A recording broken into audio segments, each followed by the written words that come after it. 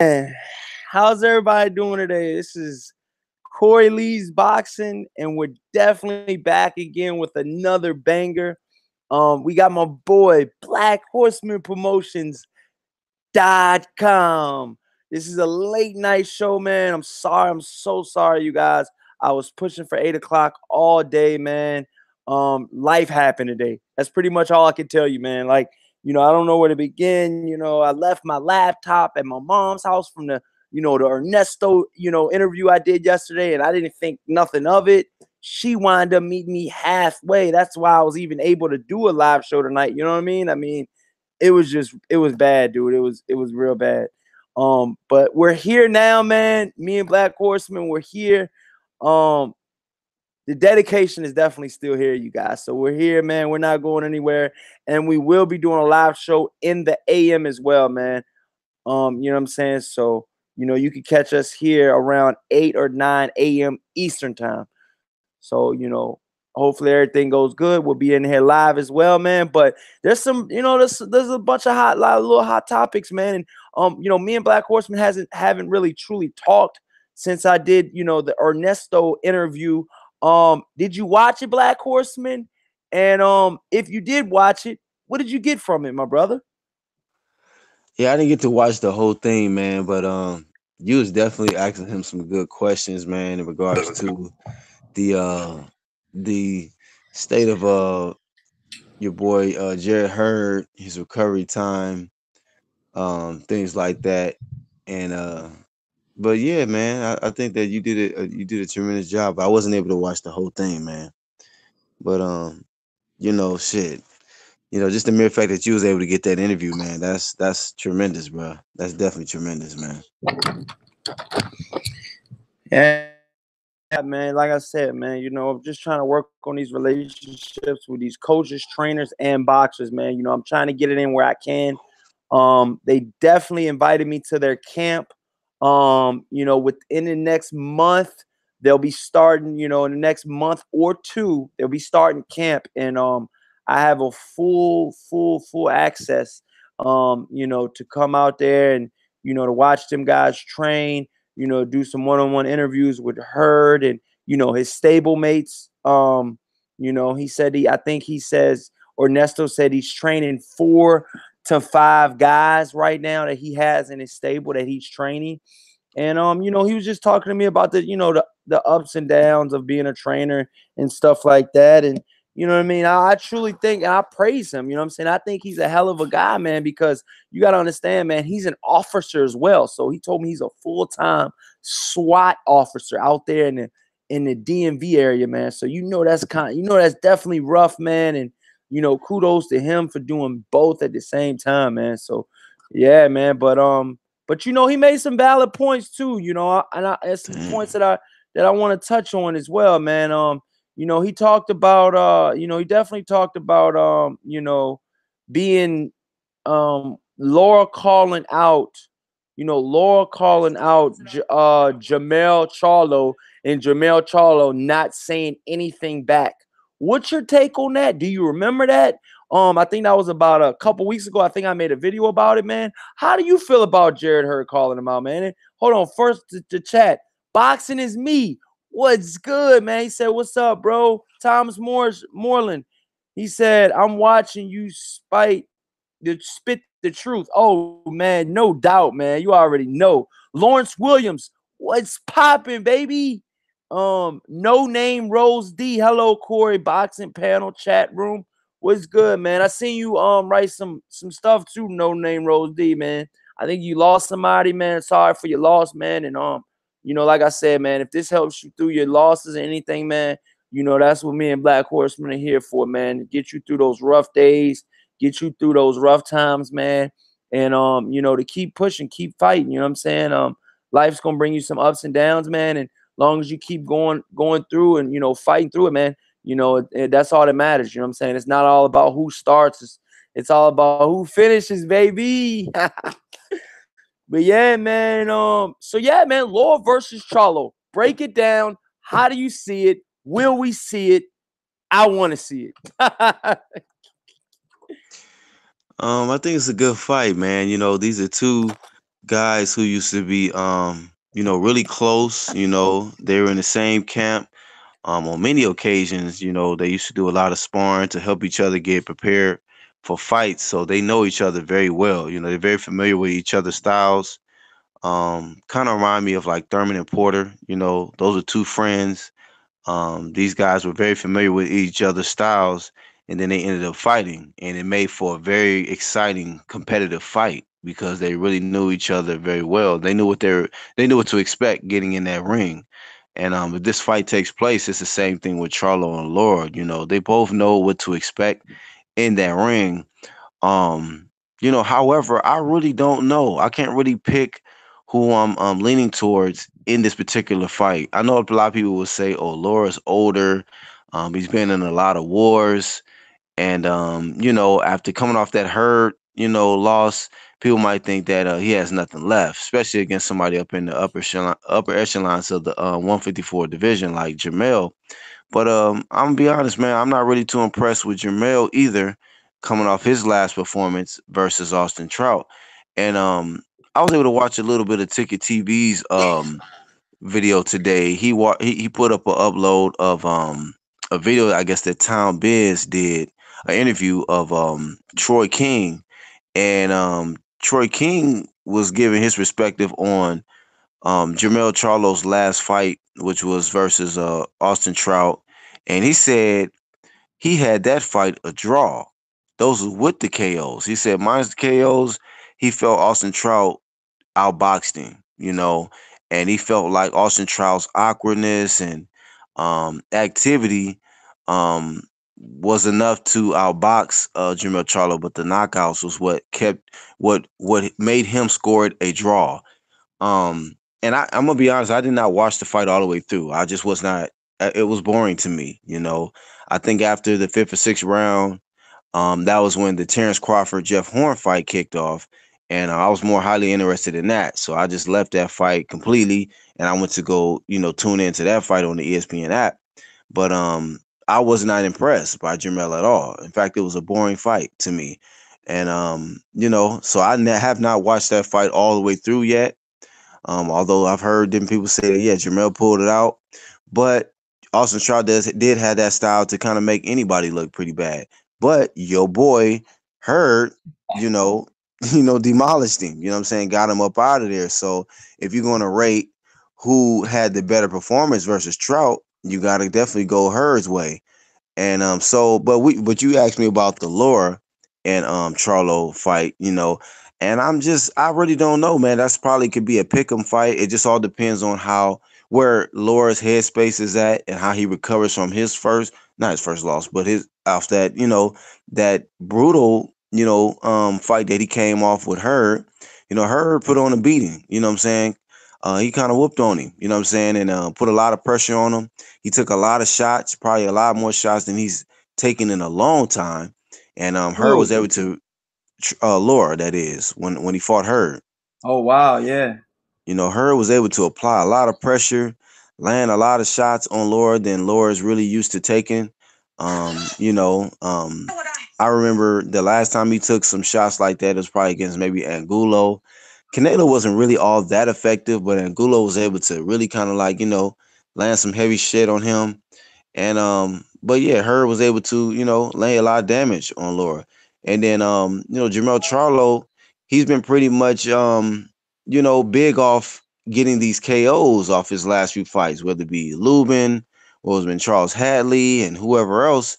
And I think he kind of just fell in love with that, that adrenaline rush of being able to get these KOs instead of just sticking to what he's really known for as being the twin that knows how to outbox you and take you into the deeper rounds and finesse you, if you will.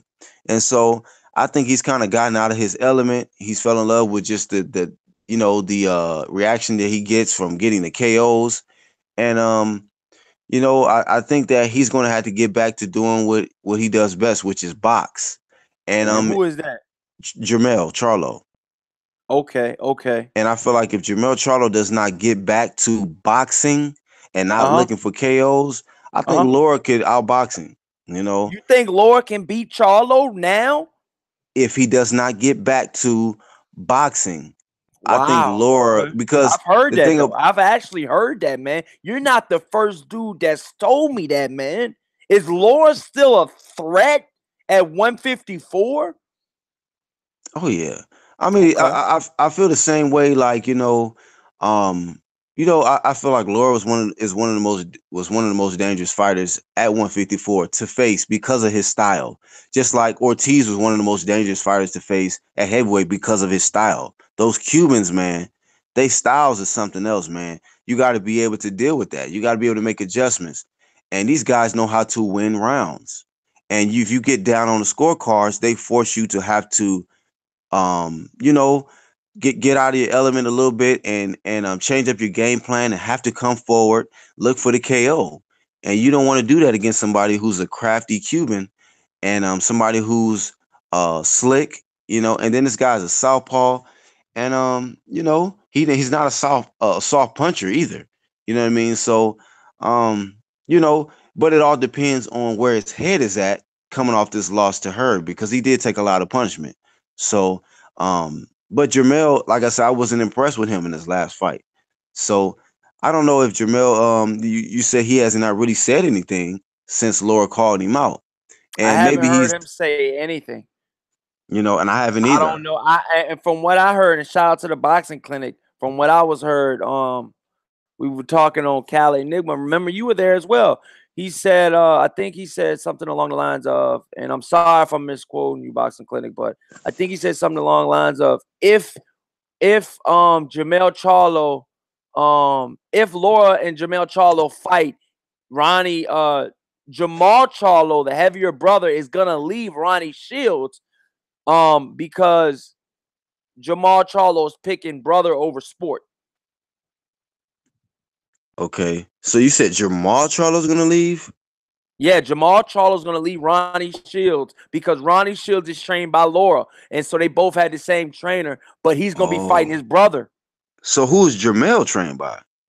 Jamel's trained by Derek. I mean um shit. Spence's coach. Oh, okay, okay, okay. I can't remember his I name to got you. save I my. I got you. got brain freeze, yo. I'm sorry about this, you guys. No, you It's good. I'll look real his moments, I'll look man. at I mean I got his face in my mind, but I can't think of his name either. Let me What look the him up. fuck is his name? Damn. I'm gonna look him up real quick. Be honest. I'm gonna look that up real quick. This shit is crazy, bro. Like, It's been a damn, long man. day. Yeah, me too, man. What's going on, everybody in the chat? Derek James. Derek, yeah, Derek James. Yeah, my bad, y'all. Oh, Brian Figueroa, what's good, man? Expert Genius said, "What's up, Corey Lee, bro? I'm here for another one of your bangers." Oh, thanks, no doubt, man. No Name Rose D said, "Thank you, Corey. Thank you. You know we here for you, dog. You know what I'm saying? If you're going through anything, man, you can come here, man. Listen to us, vent whatever you gotta, get out, man. And if you disagree with us, the better, baby, because." Hey man, we're gonna come back, dog, with that shit. You know what I'm saying? Miss Boxing Fanatic said, hey, Corey Lee, Black Horseman Promotions and chat. World Breaker fighting. What's good, man? What's going on, World Breaker? If you want to jump on, just let me know. World Breaker fighting. Sup, Black Horseman. Boxing is me, says Canelo hard. Trout do the stank. Oh, Canelo had Trout do the stanky leg. No Name Rose D. Okay, they're talking to each other. Okay, everybody's talking to each other. Suleiman, what's good, man? What's going on? Champ Ross. Sup, everyone? Brian Figueroa. Okay.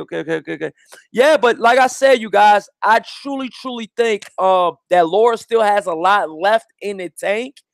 Can Laura beat a Charlo is the discussion right now, you guys. What do you guys in the chat think about that, man? And do you guys think that Laura can still be that key guy, to mix it up with with those elite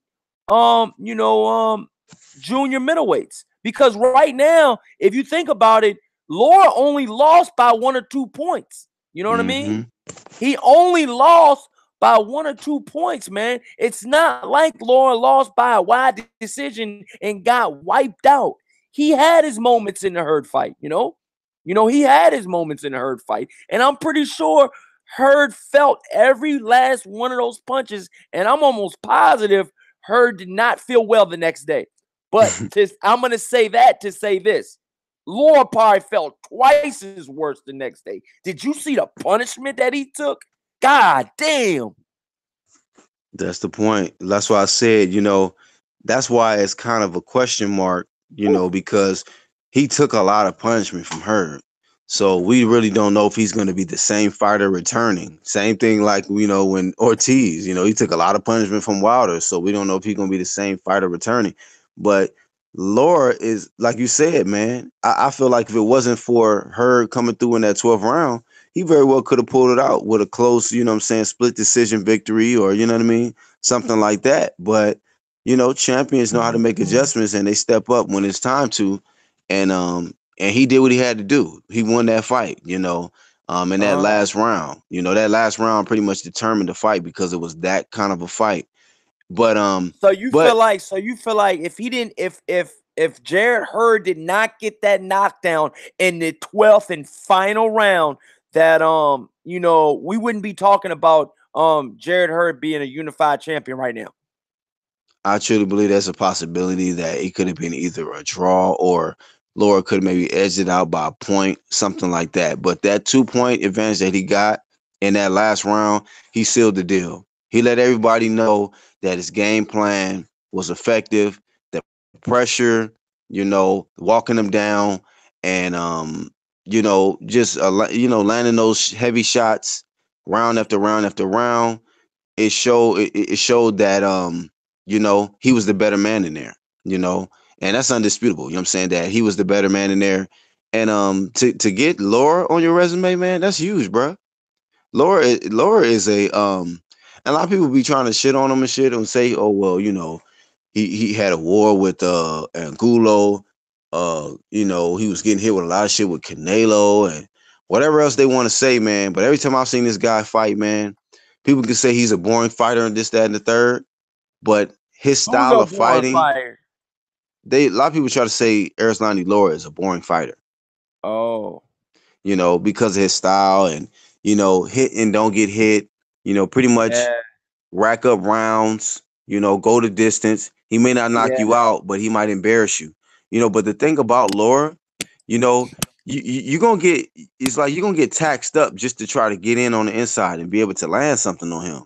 He'll counterpunch your ass. He's gonna use his amateur skills, his amateur background, his Cuban style, his southpaw stance to really, you Do know what I'm you saying? think do you think Laura is a better pure boxer than Jamel Charlo? I give him a slight edge, bro. I give him a slight edge. Wow. But I think maybe the difference is What um about Jared Hurd? Where does he fit in the mix? Or does he fit in the mix with pure boxer? I don't if as far as grading on who's the better boxer, I think Jermell and Laura are above him. But Okay. the difference between what he has and what they don't have, he's bigger than them. Oh wow. I think that he's his hunger, like I say, his size, and I just think that his game plan, his ability to use his chin is he has a granite chin as well. Although I don't like the fact that he gets hit with a lot of shots, but at the same time, this guy applies his game plan, man. He's able to walk you down and apply effective pressure, and break you down. He's shown that he can break his opponents down, and he can be down on the scorecards, but his game plans are effective enough to where it'll break you down to where even if it gets into the later rounds, he can get you up out of there late, you know. And Oh, so you feel like Jared Hurd's a threat no matter what round you're in? oh yeah, most definitely because Wow, his and that's thighs. I think that's deadly, man. I think that's high quality fighter right there, man. You know what I mean? I'm gonna be honest, man. It's a tight race. I gotta go with Hurd, being number one in that division, but it's a tight race. Charlo's not far behind at all. You know what I'm saying? He's right there on his ass. Pause. He's right there. You know what I'm saying? But you got to say that Laura win was a big win. And like you said, Laura called out, Jamel Charlo. And from what I heard, Jamel Charlo hasn't said shit. You know what I'm saying? So I'm waiting on to see if he's going to say anything. Is he going to entertain that? Does he feel like maybe his brother might, say fuck, his trainer, Ronnie Shields? Because let's be honest, Jamel Charlo's already had his run-ins with Ronnie Shields. That's why he left. It wasn't a you know what? Thank you for being my trainer. I'm out. From what I heard, and it got ugly. It got ugly. And Jamel Charlo said, I'll never let a man talk to me like that. That's why the fuck I left him. Yeah, it didn't end pretty. I'm gonna let you know that right now. For the record. They had their differences and they parted ways. Was it respectful? I don't know. Well, I'm gonna But say this, man. I'm gonna say this. We have seen changes in Jamel Charlo, his ego. You know, and sometimes when you got your ego in check and you think you bigger than the world, you bigger than your trainer, sometimes it can backfire on you. And if he was able to watch footage on his last performance against Trout, hey, that's probably why he ain't fucking responded to Eris 90 Laura. When you watch your damn self and how you looked in there and how Trout made you kind of look kind of silly in there, a lot of people would get mad at me and say, "Oh, nigga, you just hate on Texas fighters." When I'm just calling like it is, he didn't look good. He didn't look who good. didn't look good? Who didn't look Jermel, good? Jermel Charlo. DJ Yo, what's up? Ronald Finkley, DJ Yo, what's going on? Everybody in the chat, Timothy Hightower, and everybody I named earlier. Thank you so much. Smash the hell out of that like button. We're up late, baby. Overtime. BlackHorsemanPromotions.com. Corey Lee's Boxing, baby. We're here, baby. Lit Thursday night, baby. Like, share, and subscribe, you guys, if you haven't. So, what were you saying again? Yeah, I mean, like I was saying, like Jermel Charlo, man.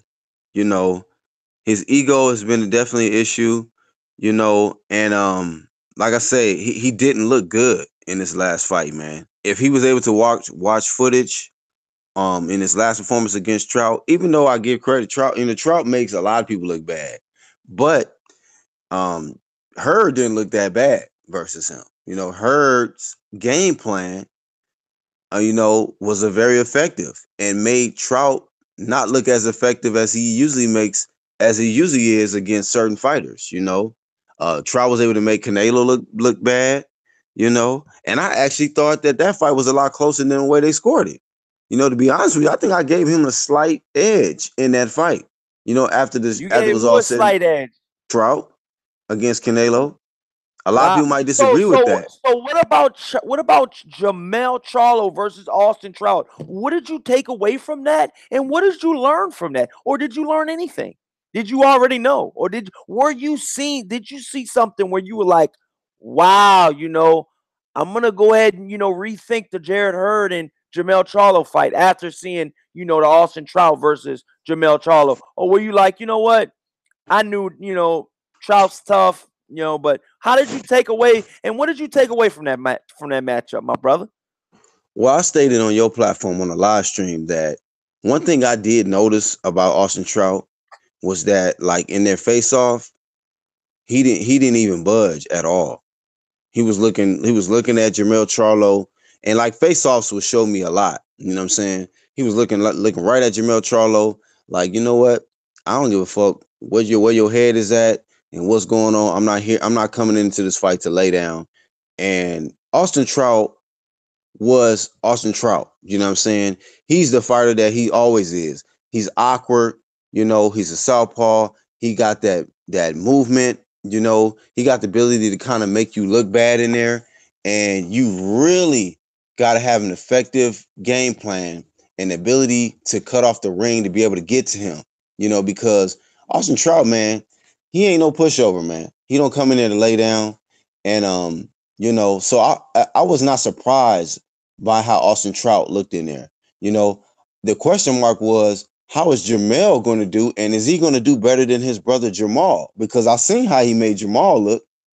And I stated before that fight that I felt the fight between Jamal and Austin Trout was a lot closer than the way they scored it. And For a lot real? closer, yeah. And I felt like it was a lot closer than what people said it was. I'm like, man, that was a competitive fight. Even though Yeah. even though Trout didn't have the power to gain the respect of Jamal on a Hmm. boxing standpoint, if you're watching just off, um, effective punches, combinations, you know, and so on and so forth, it was still a close fight. It was still a close fight. Now you can say, off the power punch edge and power person, uh, the accuracy, maybe you can get that to Jamal. But as far as punches landed and stuff in there, it wasn't that far off, bro. It was a close fight, So What I'm was a like, close if fight? Austin Trout versus Jamal Charlo, the bigger twin. Oh.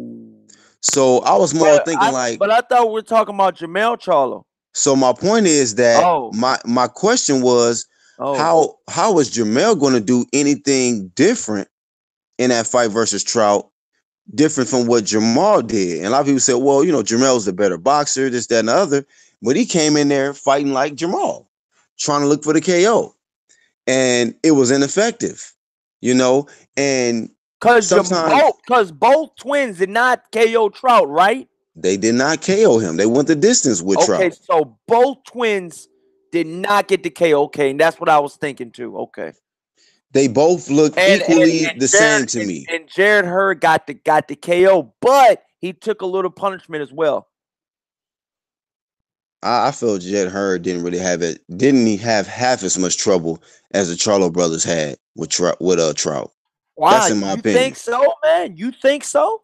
Yeah, I mean, I'll go Wow, back and watch it what do you again. mean by that? Elaborate on that, man. Wow. I mean, because like they say, styles make fights. Styles make fights. And I just think that Trout's size, his game plan, his pressure, as I say, pressure buzz pipes, man. It's like, I feel like, like one thing about pressure, man, a pressure fighter and somebody who you might hit them with everything that you're trying to hit them with, and it don't matter. They still coming forward.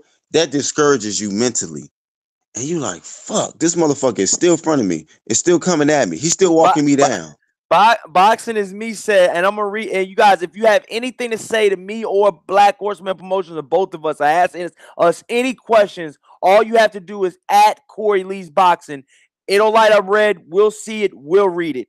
But Boxing is me said Hurd walked Trout down. Charlo had to box in there. Wow, I That's mean that's facts.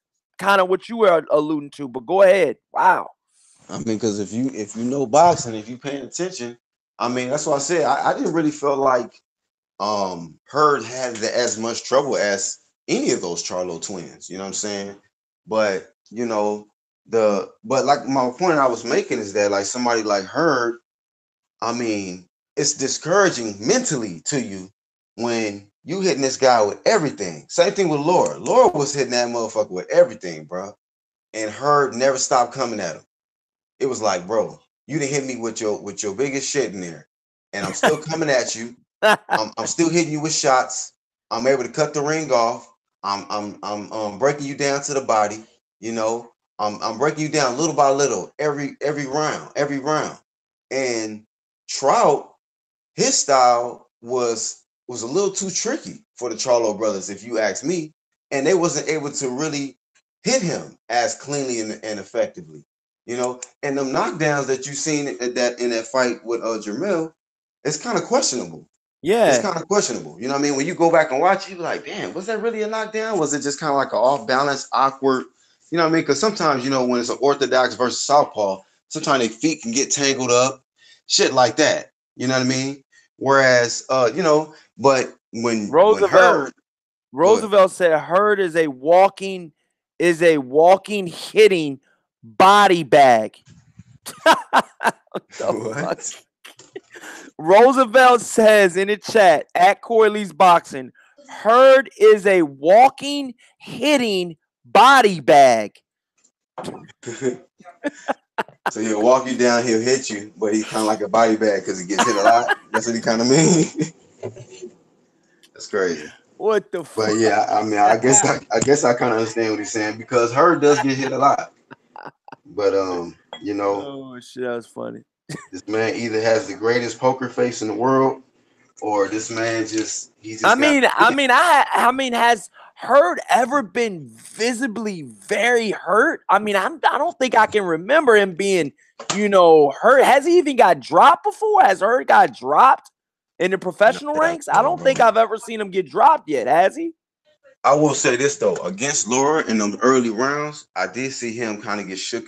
I'm not gonna say shaken up, but stunned. You know, he Uh was huh. getting stunned in them early rounds.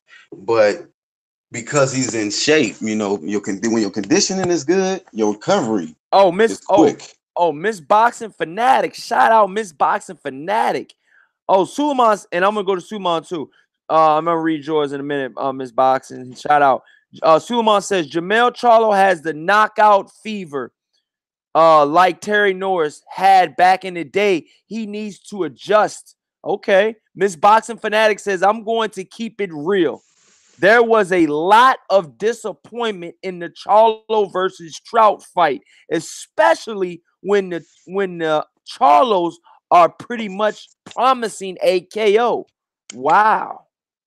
I mean, wow. Then Harden says Trout is like the threshold of being a all right fighter or a good fighter. You would be a all right fighter if you lose against Trout, but if you beat Trout, you are a good fighter. Wow, I mean, hey, I can kind of see where you're going with that. So you're pretty much saying that Trout is a good measuring stick. You know what I mean? On if a fighter is good or not. I mean, I could go with that. I could go with that. Yeah. But But they you know, didn't even look impressive versus Trout. That's the thing about it. It was a very close fight. wow, who didn't look impressive? None of the Charlo brothers, to me, Oh I'm wow, being man. honest, bro. This ain't got no Yeah. bias. It ain't got nothing to do with somebody saying I'm a hater of Oh, you the think that's what Charlo they're gonna? brothers. Is that what they're gonna say it to you, Yeah, or what? I mean, you know how these man down fans and these Charlo fans, these Texas fans be like, bro. And I'm in Texas, but I just call it like I see it, bro. yeah. They didn't look impressive versus Trout. You Uh huh. know, Her was able to looked a lot better versus Trout than Jamel and Jamal. That's just real. You know, that's just real. If you don't believe that, then you just being truly biased. And I just felt like Jamal and Jamel were in close fights with Trout. Uh That's huh. credit to Trout though. It's not like Trout is a slouch, man. And a lot of people felt like, Jamel was gonna stop. A lot of people were saying that Jamel was gonna stop Trout. I'm like, I don't see that. Yeah, a lot of people were saying it. I can't agree with that. People were saying that, and I think it kind of came. Do you think it kind of came of a shock that he did not stop Trout? Say again? Do you? A lot of people were promising that Charlo was gonna knock out Trout, and when he did not knock out Trout, did you think that kind of came of a surprise when Jamel Charlo did not knock out Austin Trout? To who? To the fans, like people thought he was gonna knock Yeah, him out. Do you think I it was a think shock? Yeah, I think they truly believed that Jamel was going to knock him out, especially coming off, like the Lubin, the Charles Hadley. This guy was on a knockout streak. So he kind of just got, you could say knockout, KO drunk. You know, some guys, they fall in love with just getting the KOs, and after say fourth, fifth, sixth round, the KO don't come. It's like Uh huh. fuck, I can't knock this motherfucker out, and they start getting frustrated. Next thing you know, you got a motherfucker that's still in front of you doing these fucking movements and shit, pot shotting your ass. And that's why I say when you get up in the upper echelons, and this is why I don't really too much criticize Thurman. A lot of people say, oh, you talking about one time Thurman, like he got KOs for life. But this is one thing about it, man. When you get up in there with them elite fighters, some fighters, man, you just gonna have to box because you can't knock out everybody, man. Some people got them styles to where it's like, you know what? They real slick, they real tricky, and it's hard to land flush on them. And sometimes you got to prepare to go the full 12. You see Yeah. Floyd Mayweather. Floyd Mayweather was knocking motherfuckers left and right when he was Pretty Boy Floyd. Then when he got to 147 and fighting them elite fighters, fighters that was up in there, B fighters and A fighters, he had to fucking prepare to go 12 rounds, man. His Oh, conditioning. Oh, shout out Larissa Johnson. She said, "Hey Corey Lee, Black Horseman. Sorry I had to make a late run. Glad I had made the show tonight." Roosevelt says, "Bro, Trout was." Hold on. Oh shit. Oh shit. Here we go. All right. Trout. Okay. Roosevelt says, "Bro, Trout was in survival mode from round one with both Charlos." Well, you know what? What's That up, might be his Suleiman? opinion. That might be his Hey, opinion. What's up, Suleiman? how you doing? All right. Hey, I was gonna make this point real quick, Go Suleiman. ahead. You know, I think that you could say some people might say it was in survival mode, but then there's other people say that same shit about Floyd. But some people are defensive minded, you know. They come in thinking defense first, you know. So you might be like, oh, this motherfucker just in survival mode, you know, from round one. No, they just don't want to get hit, you know. Floyd, if that's the case, you got to say that about Floyd. Floyd Mayweather, you know, shit. De La Hoya used to say that shit about Floyd. He said, man, it's hard to be somebody who fights for survival. You know, like he's in defensive mode the whole way through. He's not thinking offense first. He's thinking defense first. Let me make you miss, and then I'll attack your ass. Well, look, So my personal. Oh, go ahead. no, that was just my point. That you know, some people are defensive minded, defense first, offense second, and I think that that's where a lot of people might get it confused with Trout. Whereas he just real tricky and awkward like that, to where it ain't really survival mode. He just in defense mode. You know, make you get frustrated, make you miss, and that is his game plan work, man. He really made Jamel and Jamal look bad in there. You know what I'm saying? And it made it a closer fight than what people So thought it how was did gonna be. so how did you break it down, Suleiman? Welcome back to the show, my brother. How are you doing tonight, Suleiman? Well, I'm just hearing your show. I'm at home and I'm just hearing your show, and I think it's I'm hearing a conversation about boxing, and I want to join in, and you gave me the opportunity to be in your platform to express myself. Yeah, I think Austin Trout, he's a great background fighter. He's the ex-champion. I mean, he has a lot of wins on his resume, and he's pretty skillful. He's a skillful southpaw. I mean, he's big. He's a big junior middleweight also. So I mean, I think the reason that Romero had problems winning is he has a knockout fever. Romero Charlo, he had a couple of spectacular knockouts, and he has to understand that other fighters, like a fighter like Austin Trout, with his skills, he's gonna make adjustments. I mean, So he's gonna so see that so the guy so has the power. Suleiman, who do you feel like? How do you feel like, to sum it all up? To sum it all up, how do you feel like that Jamel Charlo looked against Austin Trout? He did knock him down as Okay, well well, and hurt him. How does sum it up to feel? okay, you know what it is? He has a new trainer. He's learning to measure skills. He measures skills between boxing and punching. Okay, and he's thinking in there. And he fought a very high quality barometer fighter, which is a contender. And it showed. It showed. He was loading up on the first shot. He's looking for the early knockout, which that's what he's supposed to do. He was doing his job in there. And when the early knockout didn't come in, he started boxing. So people, have used to seeing the knockout fever. His knockout fever, his Yeah. knockout streak ended. And Yep. I mean, just learn from it. While I was here, I think positive and learn from it. You can't knock everybody out. You know what I'm saying? And you got Okay. to knock a guy like that, you have to have special skills, man. Special Ro- skills. Roosevelt says in the chat, is Trout crafty? Yes, without a doubt. Trout knew it was night night. Trout is no Floyd. Can't put Trout in a point using Floyd, bruh. Oh, he talking. Oh, that must have been what Hey, you, what you I'm gonna said get a something nigga. I'm about. gonna get a nigga a pass, bro. You already know how I get down, bro. He trying to tell what me who I can what was fucking he? make a point So on. so what Cause I was he said, saying? because he said his So first how his was point he? that he was making was that he said Trout was in survival mode from round one, and I said no, he was in defensive. He was defensive minded first, offense second. You know, Oh. that was my point. So So what I was he just used saying? that. So he's He's saying I can't use a point using Floyd Mayweather because him and Floyd and Trout are two different fighters. All right, bro.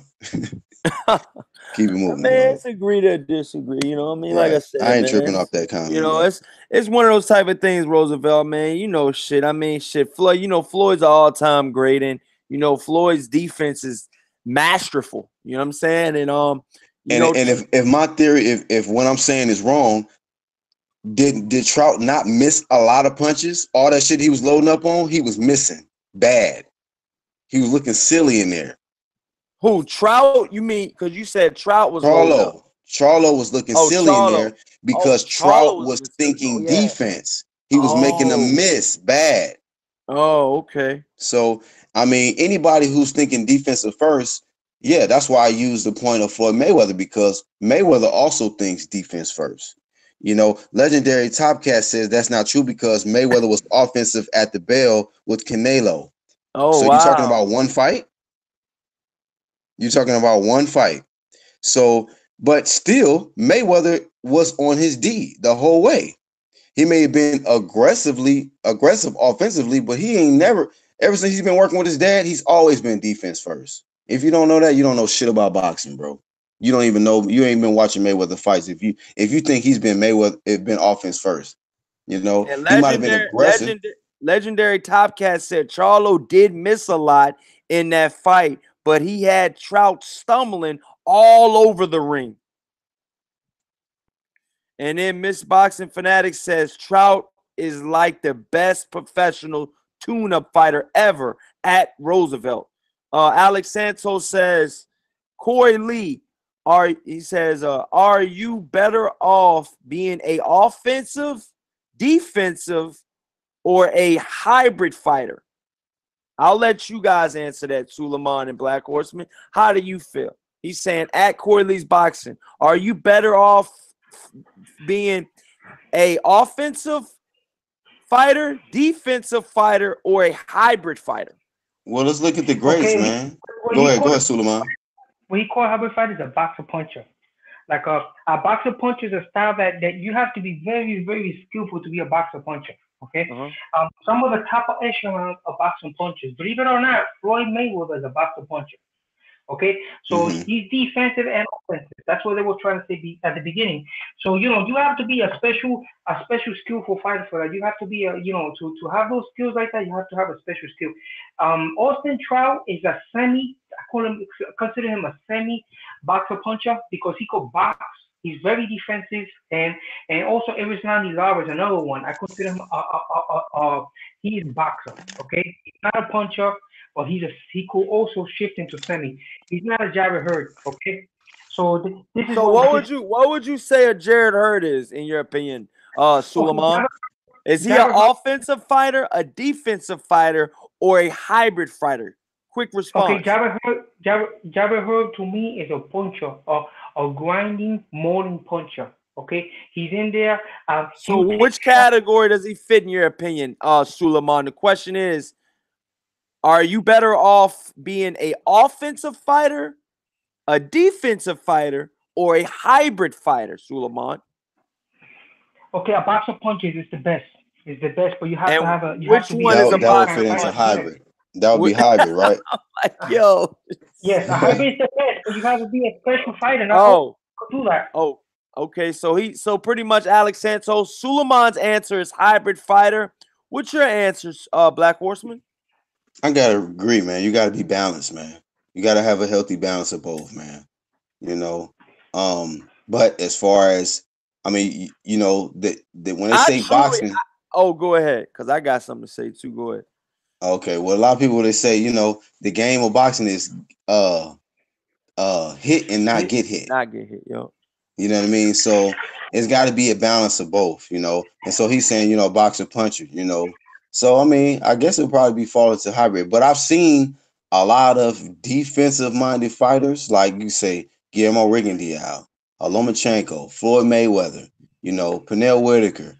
These guys were very defensively. Like they work on their defense probably more than anything. And They make you miss and make you pay. And that's what I was going to say to you guys. Floyd Mayweather was a defensive fighter first, in my opinion. I think Floyd Mayweather was defense first, then offense, because I've heard this come out of Floyd Mayweather's mouth, y'all. I'm gonna drop a jewel for you guys. And I quote, Floyd Mayweather said, if you have great defense, defense turns into great offense. Letting you guys know, man. Letting you guys know, man. This is the blueprint. Now, And I is agree. it? I agree. What? Huh? What's the sense of you being a great offensive fighter? You get hurt and you can't finish the fight. I agree 100%. Corey's 100%.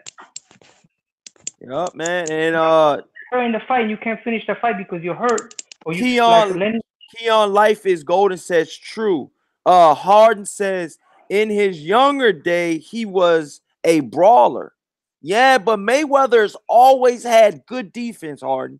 You know, even when he was Pretty Boy Floyd, you know, throughout the stages of his career, you know, Floyd Mayweather had that pristine defense, and it was awesome. It was awesome to watch.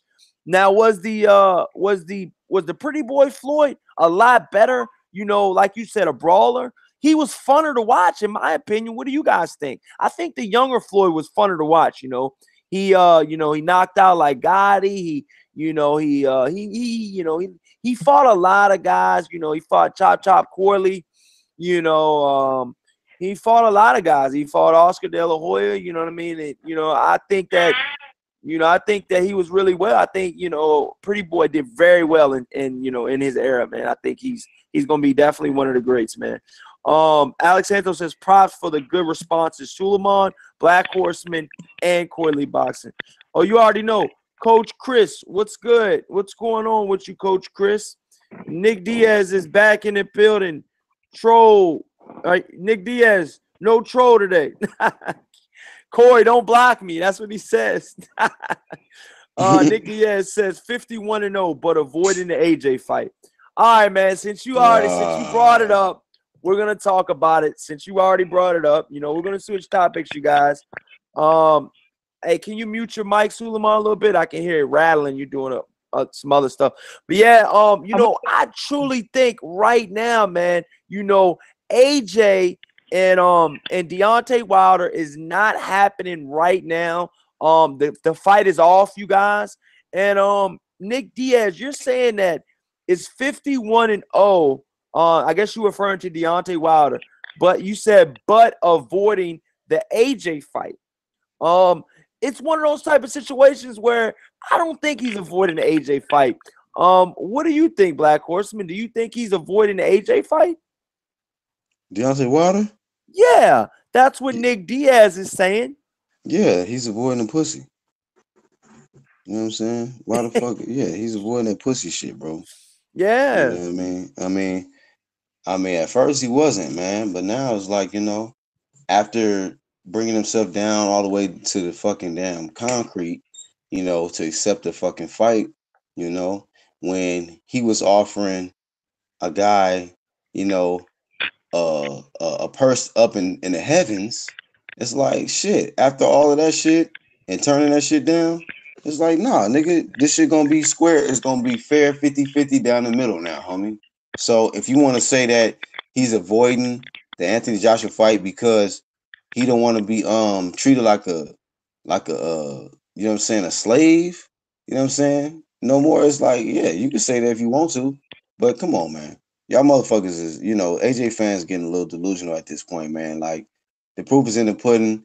It's major big sources to prove that Deontay Wilder has done everything he can possibly do to get that fight, and he must move on. So, like your title say, Deontay Wilder chasing 51-0. Whether Anthony Joshua want to be catch that L on that record or not, because he might get his ass knocked the fuck out, super stretched out by that motherfucker Alexander Povetkin, or somebody else, but you might as well get stretched for 50 million plus, but hey, and then like I say, all yesterday, the hottest topic in boxing was Anthony Joshua's is upset with Eddie Hearn for messing up the negotiations between Deontay Wilder. So how about explaining that one, Nick? How about explaining that one? You know what I'm saying? Who's avoiding who? You know what I'm saying? No, Eddie Hearn is the fucking cornerback intercepting shit. freaking Deontay Wilder and Anthony Joshua was pretty much on the same team. Deontay Wilder, the quarterback, he trying to throw him the 50 million, going down the field, and then here come Eddie Hearn with the interception. Nope, I got it. He's trying to intercept and mess shit up and go the other direction. So it is what it is, man. Anthony Joshua fans got their opinion, but they're not coming with no facts. They're not coming with no real facts. They just coming with emotion. So I don't pay attention to people that come with that emotion and not bringing no real facts, no real sources. Nick Diaz says, if you're Wilder fanboys condoning this move, you're not a boxing fan. What's the move? Then Nick Diaz says, I'm not hating. Just think about it. Wilder could have been champ already. DJ, okay, you got a couple people at Nick Diaz. Hey, don't block him yet, you guys. He's good. He just, stating his opinion so far. He's not getting disrespectful. But Coach Chris says, Nick Diaz, where are you from, homie? Larissa Johnson says, at Nick Diaz, yeah, I respect that you are an AJ fan and don't see it like most of us US fans. Are you from the UK? Just curious. Everybody wants to know where he's from, yo. Of course. DJ Yo says, Nick doesn't AJ want to be a billionaire, right? Alex Santos says, that story of AJ being upset with Hearn is bullshit. Okay, Alex Santos. Okay. You like Anthony Joshua? Which team you want at? Who you want to win at, Alex Santos? Nah, Boxing is Me says Nick Diaz, 50 million ? Boxing is Me says, give me 50 million and I'll take the fight tomorrow. Nick Diaz says, I'm a boxing fan. Anthony Joshua is the A side. Miss Boxing Fanatic says, shake my head. Alex Santos says, Nick Diaz, you are bullshit crazy, batshit crazy. Daniel Johnson says, bro, I'm just trying to listen tonight, but this clown is on one. Boxing is Me says, AJ is the A side. He could have had the fight, but he doesn't want it. Nick Diaz says, Minnesota, homie. Oh, he's from Minnesota, Black Horseman in Suleiman. Okay. Rice got that nigga brain cells frozen and shit. Oh, what's going on? Beverly Rose, moderator, and DJ Yo. Moderator time for you too, buddy. Both of y'all, welcome to the Wrench Gang, you guys. You guys earned it. Beverly Rose and DJ Yo, you guys are definitely now in the Wrench Gang as well. And Bracy 1, you're definitely in the Wrench Gang, dog. You've been there for a while, man. And your hard work and your dedication to the channel has not gone unnoticed for all three of you. Mute your mic, please, Suleiman. Nick Diaz, you're not getting a wrench right now, man, but we're not gonna block you neither, though. So it's a win-win for you. Bracy, there you go, your wrench right now, man. So congratulations, you guys are all in the Wrench Gang right now, man. Hey, Corey, let me get a wrench. Boxing is Me. You're getting a wrench too, my brother. All right. Now they moderators on my platform too. Bracy and Boxing is Me. Coach Chris, you're getting a wrench too, Coach Chris. You getting one too, dog. All right. I've been giving them out. Look, the rest of you guys, your day is coming, Like I said, your day is coming, man, for sure. I haven't gave out wrenches at least 2 weeks. So, like I said, all of those wrenches were well earned. It was a while. It was a long time coming. I was going to wait till we had our Thursday night show to give them out. But Deontay Wilder versus Anthony Joshua. Anthony Joshua is looking like he's going to fight Alexander Povetkin. Suleiman, how do you feel about Anthony Joshua versus Alexander Povetkin? Does he get out of that fight alive? Well, Alexander Povetkin was hurt by David Price. Okay, he has some punching power, but he has lapses in the defense. He's also a small heavyweight, and Anthony Joshua he's a gym rat, man. Anthony Joshua, I think he's gonna pull his punches. He's gonna be very defensive in the early round. He's a perfect example of what we was talking about. He's a boxer puncher. He's gonna come in with his amateur resume. He's gonna use the jab to create opening on Povetkin, and he's gonna catch him. When he hurts him, he's gonna finish him. And at the end of the day, the guy's small. He can't. Joshua's big, man. But Joshua's very big. I gotta ask you a quick question, Suleiman, and I want you to ask this very truthfully. You know, let it all out here on Corley's Boxing. No hold anything back, Suleiman. Who has the better defense, Anthony Joshua or Deontay Wilder? The better defense, Suleiman. Defense. Okay, they're both Olympic medal champions. Okay, they're both Olympians. Okay, they're both very aggressive. They're both boxer punches. I think, in my opinion, Deontay Wilder has the better defense. Deontay Wilder has seldom been very hurt. He attacks from long range and he comes in to finish you. So he has to me, in my opinion, he has the better defense. Okay, wow. Who do you feel has the better defense, Black Horseman? Eddie Hearn, because he's blocking Anthony Joshua from getting this fight with Wilder, bro. I'm like, yo, did he hear me?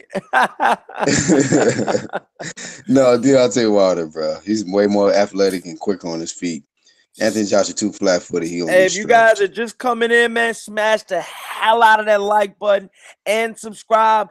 Corley's Boxing, Suleiman, BlackHorsemanPromotions.com. We in the building. Smash the hell out of that like button, you guys. But yeah, man, you know, like I said, man, I really truly what's Nick Diaz? Leave me be. Nick Diaz says, leave me be. Nick Diaz says 50 million and what? Fight in Las Vegas. Who's the A side? All he keeps saying is who's the A side. Easy with the wrench, Bev. Larissa has my back. He's trying to get some help. Yo, y'all ganging up on that. You see all that blue around you, Nick Diaz? Crib City in this motherfucker, homie. Yo, you see all that blue around you, Nick Diaz? You're a brave motherfucker. Look at him now. He would have shout me out. He would have shout out Corey Black Horse and Suleiman, huh? Nick Diaz trying to get some assistance. Put some good work out. Nigga, this ain't welfare, bro. You don't get no business. Oh yeah, so just put some good work out in the chat. That's all. You gotta put your own work around here, homie, like on training day. You gotta put your own work around here, homie. Yo, I sent you the link already, Black Horse. World Breaker Fighting. Come on, dog. You got to be on it, dog. You asking for a link, but you got one already. Did you check your link is the question. You got to check it for you ask for one, homie. I got one question for you, Corey. Corey, I got one question. Do you think Alexander Povetkin's power is overrated? I think it is. Because he hasn't fought no real world-class fighter. The only world-class on that juice. That shit is legit on that juice. Let me see. I think Alexander Povetkin's I think his power is real, you guys. I think Alexander Povetkin, I think his power, because he's in a heavyweight division, you guys. You know, and if he hits somebody crisp on his chin, I think Alexander Povetkin has enough power to put you down. Straight up. You know, straight the fuck up. I think he has enough power to put you down. And it's one of those type of situations where can he be put down as well? Hell yeah. And that's my problem. My problem is not Alexander Povetkin's power. My question is his chin. Does Alexander Povetkin have enough chin to last 12 rounds with Anthony Joshua? My answer to that is no. You know, I think that Alexander Povetkin can win, but I think his chin is going to disrespect the living shit out of him. And that's my personal opinion, you guys. You know, how do you guys break down the Alexander Povetkin versus Anthony Joshua fight? Because that's the fight that we're looking at in September. Also, Anthony Joshua has listed 2 dates now, you guys. You know, and it's 2 dates, you know, we all expected it that he was going to have, you know, 2 dates coming up. And it was something to be expected, you know what I'm saying? But his 2 dates, you guys, are September 22nd, 2018 and April 13th, 2019, you guys. So those are the 2 days for Anthony Joshua right now. And yeah, so World Breaker Fighting, where you at, my brother? Did you get the shit? What's up, man? Let me know. Hey, your boy Nick says Povetkin is the most dangerous fighter at heavyweight. He's the most dangerous fighter at heavyweight. Oh, but you just was hopping on Anthony Joshua. So who is it? You can't have your cake and eat it too, my brother. Either you picking, you said the same exact thing about Come on, Anthony man. Joshua. Come on, pick Come a on, cheat, man. bro. Pick a You cheat. just really, I think Nick Diaz is, and it's no knock to Nick Diaz. I think Nick Diaz is pretty much trying to go he's trying to go against the contemporary. He's trying to go against what what most of these people in the chat are saying. Deontay Wilder, they want Deontay Wilder to win. And he doesn't, he doesn't. He want to make that known, He doesn't want Deontay Wilder to win against any of those guys. And that's what he wants, you know what I'm saying? But moving towards Deontay Wilder, he is chasing 51-0. And I truly think that when Deontay Wilder's chasing this 51-0, who do you guys think that Deontay Wilder should face next? Nick Diaz. That's a good question. Corey, do you know that he's tied in 32 knockouts with Wilfredo Gomez? Wilfredo Gomez record. Deontay Wilder. Yeah, he's in the Hall of Fame already. He has a tie with Wilfredo Gomez, 32 consecutive knockouts. And to tell the truth, I think I don't want to see it, but the next fight I think is going to be Dominic Brazil. It's going to be Dominic Brazil. Okay, DJ Yo says Big Baby. I agree right there. Get his ass up out of here. Big Baby. Get him out of here, because anytime you talk about a man's, woman like that, bruh, on site. And that's another thing too, you guys. And I don't know if you guys know Beverly Rose, you might want to close your ears, and Larissa Johnson and Miss Boxing Fanatic. But that's because I have respect for the women out there. You know what I'm saying? But it's gonna get a little vulgar, so you might want to close your ears. But Big Baby Miller said that he fucked the shit out of Deontay Wilder's wife, out of his wife and his baby mother. You know what I'm saying?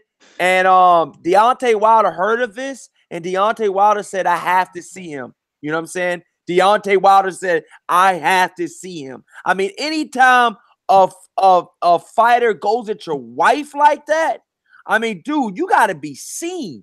I gotta holler at you, dude. What's going on, World Breaker Fighting? Nothing much, man. What's going on? Did you see the link I sent you? Or you ain't check it, did it? No, I just saw it when you mentioned it. I didn't see it. Oh, okay. Niggas eating barbecue and shit. As a fan. Corey, I got a Hey, look. Corey, how you doing, World Breaker? What's up, man? Corey, what's up, Suleiman? What's going on? I got a question for you. In the state of Alabama, right? In the state of Alabama, if you're legally married to a woman, you can't slander a woman like that. Isn't that a legal problem in Alabama? Can he sue Jamal Miller? Oh, slander? I mean, slander is illegal, wherever you go. But is that defamation of his wife's character? Because man, that shit is, I don't know, but I think that Deontay Wilder is thinking very hard. Hey, slander means a lie, right? Like, slander means it's not true, right? Slander could he be. defaced character. But he could be lying about smashing his wife. You think he lying? Oh, y'all talking about Big Titty?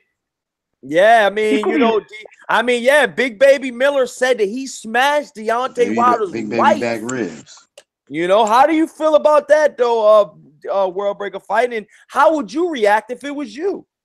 Number one, I'll never call a grown man Big Baby. I'm going to call him Big Titty because he's full of titty. Other than that, I think Big Titty Miller's going to get killed in the ring. I really do. I think Deontay gonna aim straight for the temple. He gonna try to kill this dude. Oh shit! And I just think that you can't talk about wife. You know that, Corey? There's some laws against that in some states, some conservative states. Oh, you can't say nothing about a man's wife. Ernest Terry says they're not married with big capital letters. My bad, bro. My bad. I thought they was married. I'm sorry. I thought they was married. It's too soon, man. My bad, yo. They're cohabitating with the emphasis on children. That's what's going on. If he was married, they would never say that. They couldn't even publish that. You know that? If he was married, they couldn't even put that on paper. Okay. Defamation is defamation, regardless if someone is married. Defamation is is the slander of a character of an individual. Larissa says slander is saying anything that is not true about a person. Exactly. And you know, it's like one of those type. Okay, Legendary says Miller don't hit hard enough.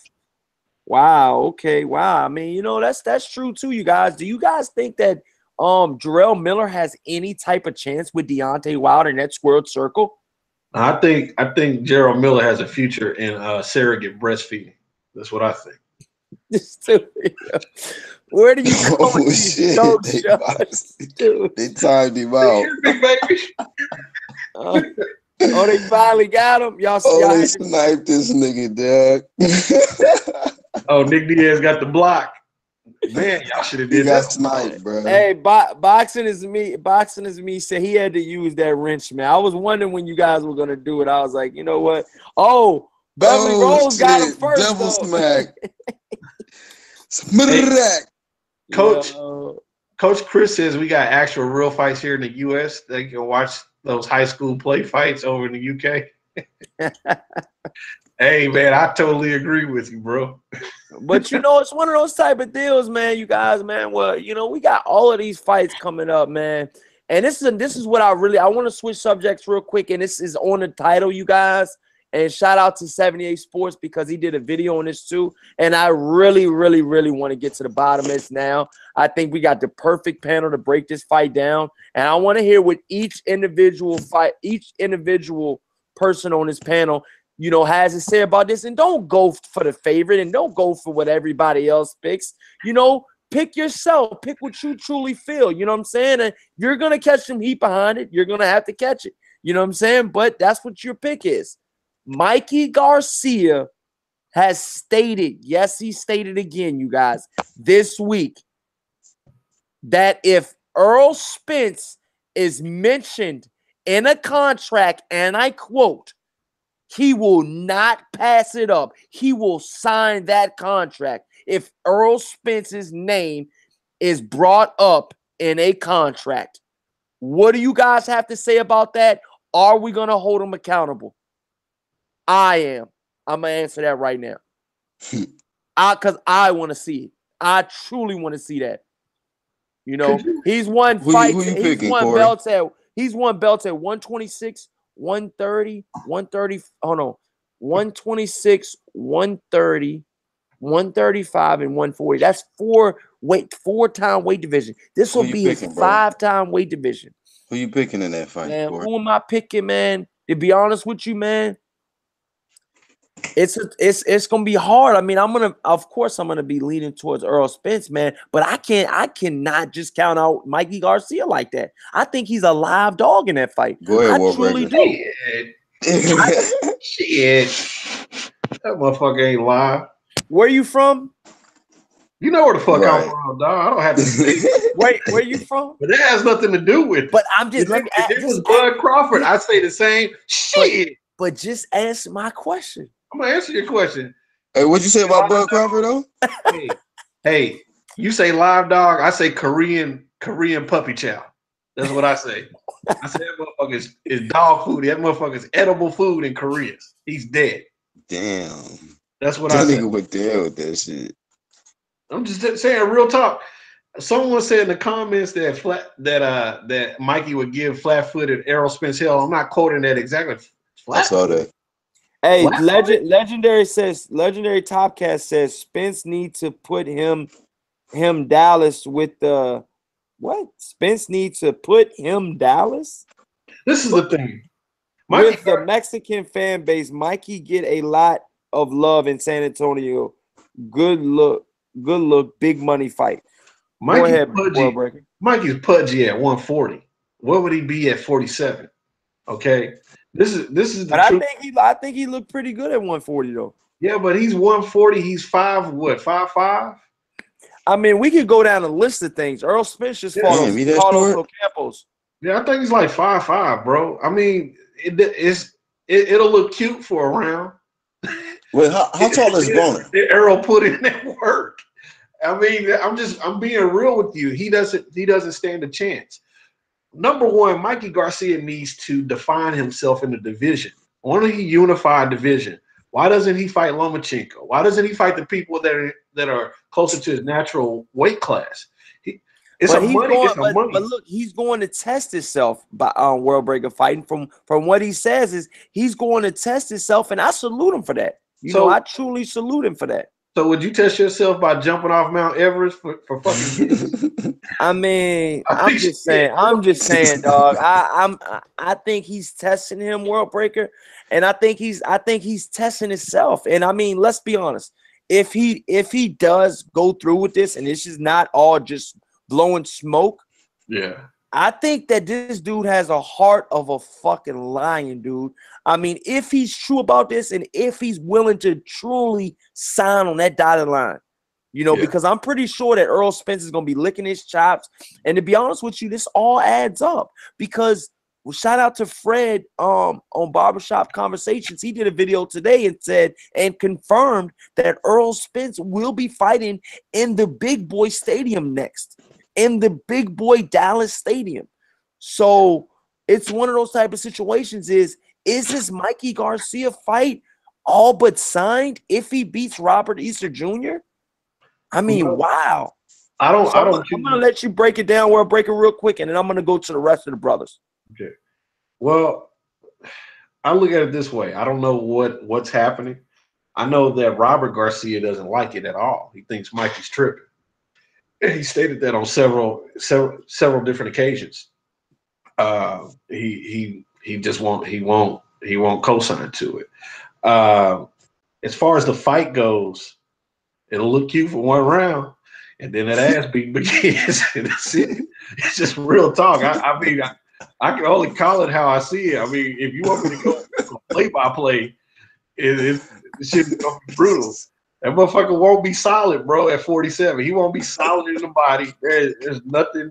He's going to be pudgy. And Earl's built like the fucking Rock of Gibraltar at 47, bro. And flat-footed, shit. You don't see Earl on his toes that night. Hurting motherfuckers. That's all I got to say. There's no analysis to that one for me. I don't think thanks, World Breaker fighting. Suleiman, how do you feel about it? Break it down, my brother.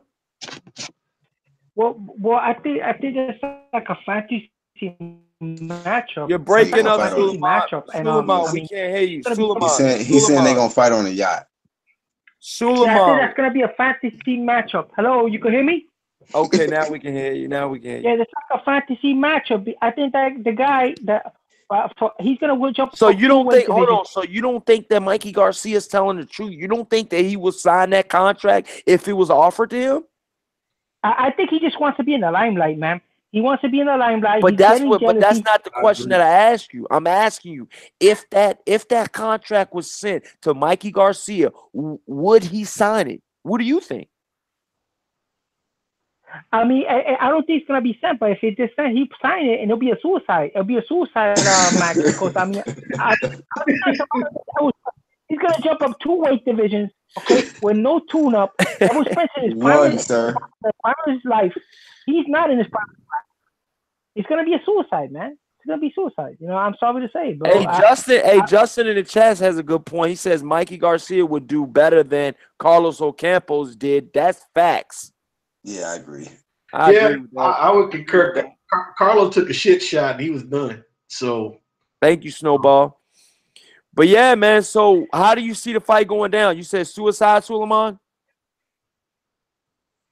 Is he serious? I mean, damn, man. Mikey Garcia is dead serious. Yo, boss, if he wants to sign up to get a beating, it's gonna be like a performance against Rex Lane. When he fought, it's gonna be like that. That fight, when Fordham Gomez fought at lightweight, he got cream in 3 rounds. That's what's gonna happen to him because Errol Spence is big, man. Errol Spence is big. He's a legitimate welterweight. Even he punches very hard. I mean, okay. So Black Horseman, how you feeling about this, dog? You heard both people. You heard World Breaker, you heard Suleiman, and you heard some of what I had to say. How do you feel about it? Man, Trent Ross got me cracking up. He said Joshua Wilder on a yacht in the middle of the Atlantic Ocean according to Suleiman. My bad, bro. That shit Hey. crazy, bro.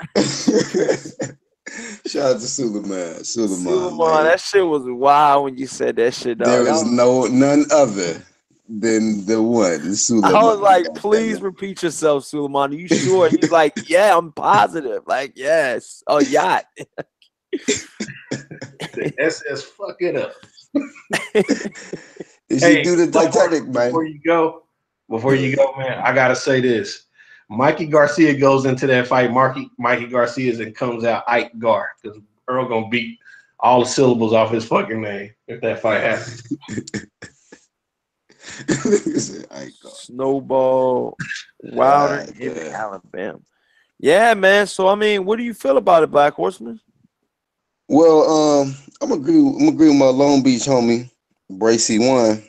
You got your homie in there. And got my homie in the chat who just got his rinse today. You know, he need to stop overlooking Robert Easter, bro. I think this is gonna be more of a competitive fight than a lot of people are actually expecting, man. Than he's actually expecting. You know, do you think he's disrespecting Robert Easter Jr.? Disrespectful, bro. This is a this is a champion, bro. I mean, and I quote, he said that as of Tuesday on ringtv.com.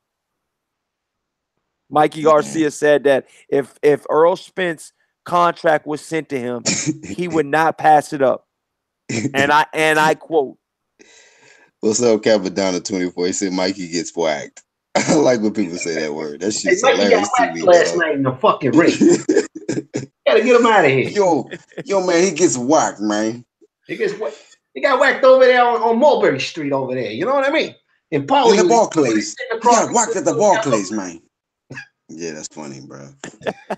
But y'all from New York now. Two Texans, New York. Hey, bro, I stayed in New York when I was a kid. So yeah, man. That nigga brought me back to the motherfucking Godfather movies and shit off that. He got whacked. But you know, at the end of the day, man, he needs to stop overlooking. Break it down? I break it down like he needs to stay focused on the opponent that's in front of him before you visit, you know, any other opponents. You know what I'm saying? Like, you know, I've seen other champions that's on a way higher caliber than Mikey Garcia. When somebody asks them a question about another opponent, they'd be like, yo, my focus is the opponent that's right in front of me. You know, I'm not really too much concerned about that fight. You know, my focus is, hey, you know, if Mikey Garcia is getting asked these questions, he should be like, you know, my focus is Robert Easter. And, you know, after I deal with Robert Easter, you know, then I'll revisit this question and go from there. You know what I mean? I really don't think that he should be overlooking him. No, maybe he's just arrogant. Maybe he just is super confident in his ability that he's just gonna be able to walk through Robert Easter. But I don't think Robert Easter coming in there to lay down. Like I stated already here on your live stream, bro, that if it goes 12 rounds, I'm favoring Robert Easter to outbox Mikey Garcia. But I think Mikey Garcia has a power edge, and you know, if he's able to catch Robert Easter, you know, doing that silly shit like getting on them insides. Get on the inside with him, then yeah, it could be an early night or something like that. Snowball in the chat says Garcia versus Easter goes 12 rounds. Then I gotta pick Easter, bro. And then Boxing Show says Easter got beat by Fortuna. And then Alex Santos says Mikey Garcia is playing mind games. Capadonna says Mikey be eating big fat Carl's Jr. burgers. Seen Ellie's page. DJ, I said he was on vacation in Hawaii. He was eating hellish. He was eating good out there, bro. So with all the eating aside, you guys, Errol Spence, Errol Spence, Mikey Garcia. I mean, if you guys had to pick, you guys, out of all the possible candidates of Errol Spence, who's rushing to fight this guy, Errol Spence? I mean, nobody's really rushing World Breaker, you know. Nobody's really in the line waiting, you know, to fight Errol Spence. It's opponents for Errol Spence, man. So if you got Mikey Garcia that's saying if there's a contract sent to him, he will sign it. I mean, don't you, if you're Errol Spence, don't you have to be taking him at least a little bit serious, World Breaker? Well, Errol take him seriously. Just for the You know, and Black Horseman and Suleiman, just for the money part alone, because when Mikey Garcia comes into town, he brings money. yeah, And a lot here, of Mexican fans. especially here, he would generate a lot of income. And Errol being a hometown boy would too. So, you know, you could do that. That fight could probably do 60 to 100,000, depending on how well marketed it is. You think so? 60 to 100,000? If it's at Cowboy Stadium, yeah. Wow. Yeah, real talk. Because you don't understand. Like my Mexican neighbors in my old neighborhood, when there were fights, they park up the whole street. And I lived on a long street, so growing up around Mexican Americans, fighting is the shit. It goes hard. People come over the house. Whoever got the nicest house, 70, 80 cars gonna show up. It's like going to the club. No joke. You know, so yeah, have that type of anticipation, and it's here. It'll fill up the stadium or come down close. People ready to see that. Wow, man. You think so? Do you guys think the same way, Suleiman and Black Horseman? Do you think guys will be really wanting to see that fight? Shit. You know, I don't know if it's gonna be that big, bro. He said, what did he say? I said if it's marketed correctly, it can be that big. How big, Black World Breaker? Can you elaborate on how big? If you're marketing Mikey Garcia on Telemundo or Univision, yes, it can be that big. There you go. And I'm just telling you locally. So how big, like seat wise, capacity wise? How much we talking? How much we talking? 20,000 Errol Spence, Mikey Garcia, 15,000, what? 25,000, 40,000? What are we talking? On the low end, you could do 50K at Cowboy Stadium on the low. Wow, you're going 50,000? This is the thing. Before Pacquiao fought Mayweather, I saw 2 Pacquiao fights at Cowboy Stadium when it opened. And this is before Pacquiao had fought Mayweather, and he packed that out. I'm not saying that he's equivalent, but the place was packed. I was sitting down there maybe a row or two behind De La Hoya and what's the dude Mario Lopez. I got to watch that fight for free the first time around, and it was packed. It was packed to the gills. Oh shit! Here we go, y'all. Already. What's up? Snowball already brung it up. Crawford will outclass Errol Spence. Oh shit! Yeah. Here we go. Here we go again, y'all. Round 3. Finish him. Well, you know these Texas fighters don't want to hear that. Texas fanboys don't want to hear that shit. So I mean, you know, you got World Breaker. He's a pretty big Spence fan. Yeah. I don't doubt Crawford's skill. I keep saying that, but I think Crawford has a glaring weakness. Oh, and he trades.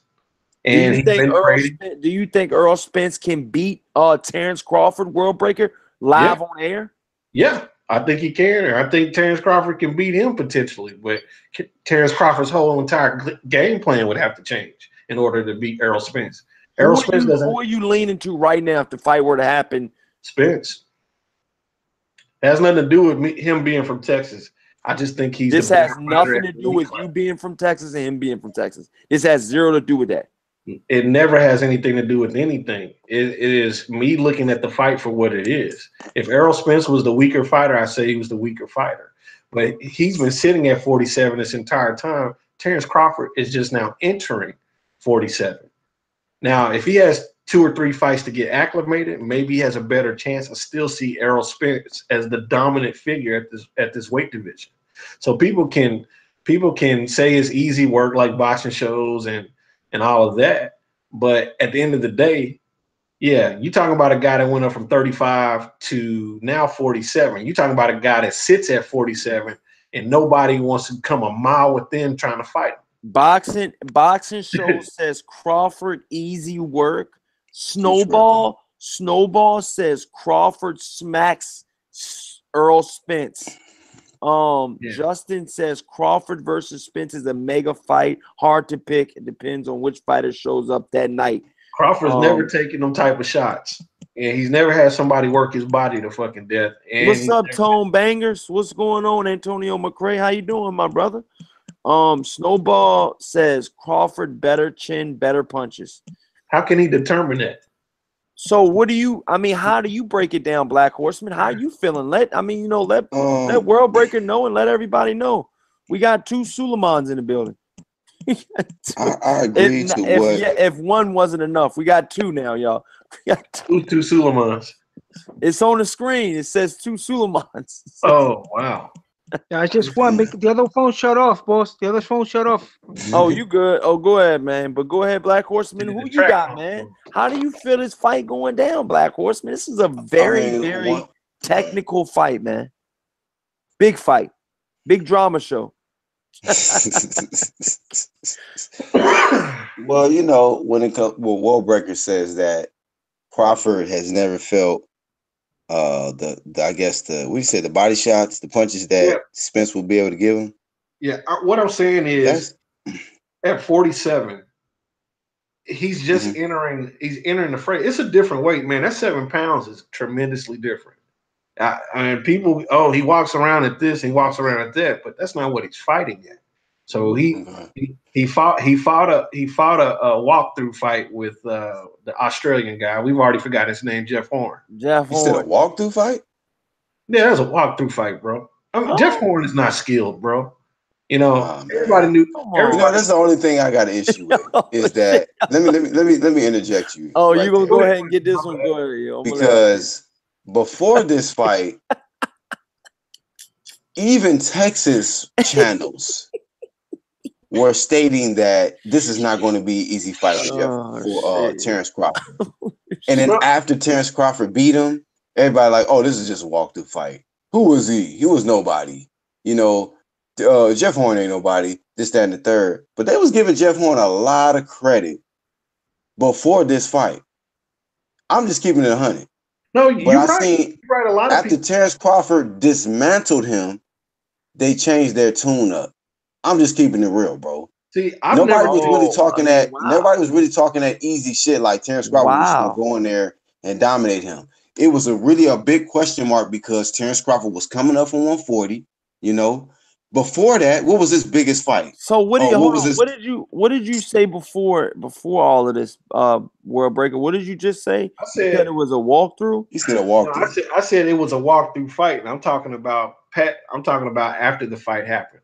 I was on record as saying that Jeff Horn's an unknown possibility for Terrence Crawford. I don't know if Terrence Crawford can adjust to 47. I always maintain that. Well, how do you feel about walkthrough? Is it like, can you elaborate?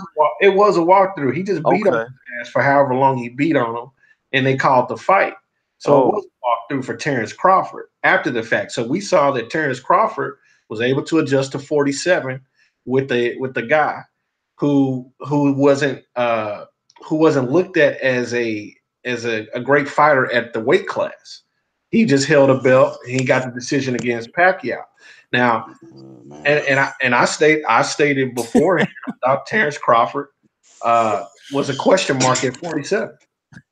And I don't veer from that. And okay, of course was correct. A lot of people said it, including myself. But now we got other things in between them. A bunch of BS fights. Well, I'm gonna just say this, man. Uh-oh. I've stated before, and I've heard, like I say, before the Terrence Crawford Jeff Horn fight, it was a different tune, man. Mm-hmm. It was question marks.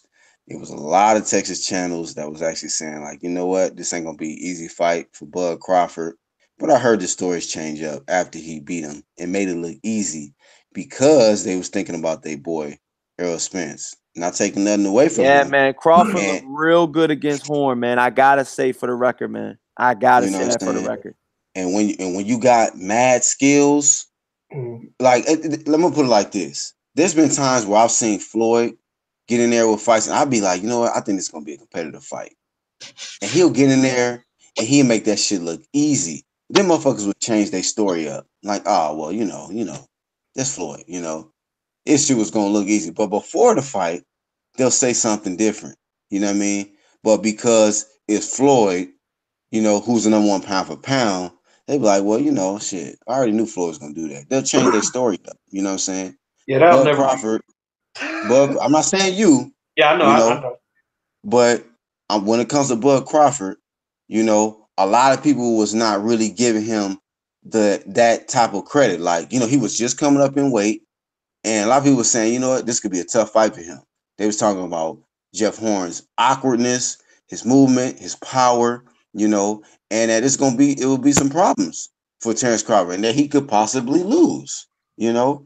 And if he was gonna win, it was probably gonna be a very competitive fight. It was not close at all, you know, and he just pretty much distanced himself from, you know, a lot of the competition, you know.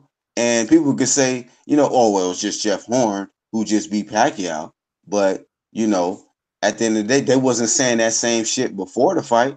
You know what I mean?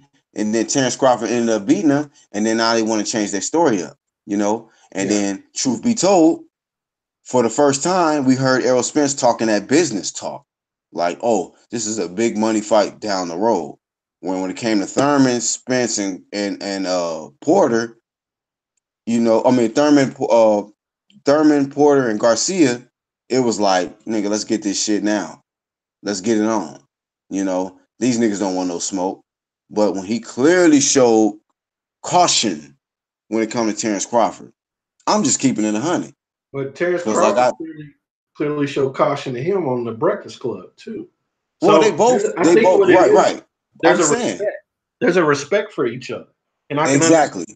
So you can admit that Spence showed Crawford respect for the first time, whereas everybody else, he like, nigga, I'll walk through these niggas. You know, these Yeah, niggas don't want no smoke. I can He ain't admit never that. said that shit about. He ain't never said that shit about Crawford. You know, he's talking about this business talk, and so I seen how I he hadn't heard it. changed up. I hadn't heard I it. seen how he changed up. I honestly hadn't heard it. I know I've heard him speak on Crawford in a very respectful manner that I haven't heard him speak on other fighters with. Now, and Crawford said the same thing on the Breakfast Club. But as far as the business talk, I personally haven't heard that. But I look at the fight as a big fight. I would Oh, you like got it. to watch the interview then if you didn't hear Yeah, that, bro. yeah. I Because he didn't. did. He was talking that I business watched shit. both Breakfast Club interviews, and I didn't hear the business talk part that you're alluding to. But I'll look at it again. But you But heard Crawford's, right?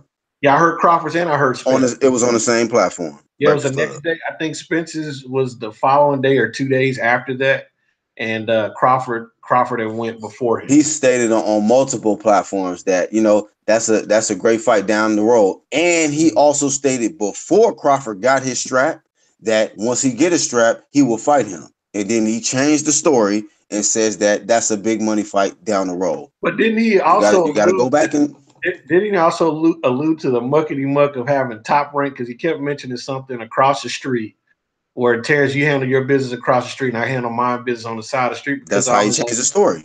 Because he said he needs to get a strap and he'll fight him. And then he said, well, I'm going to handle my shit on the side of like, well, my you thing also have to is, admit, Black, why there's a chase lot after fighters that you feel is already avoiding you?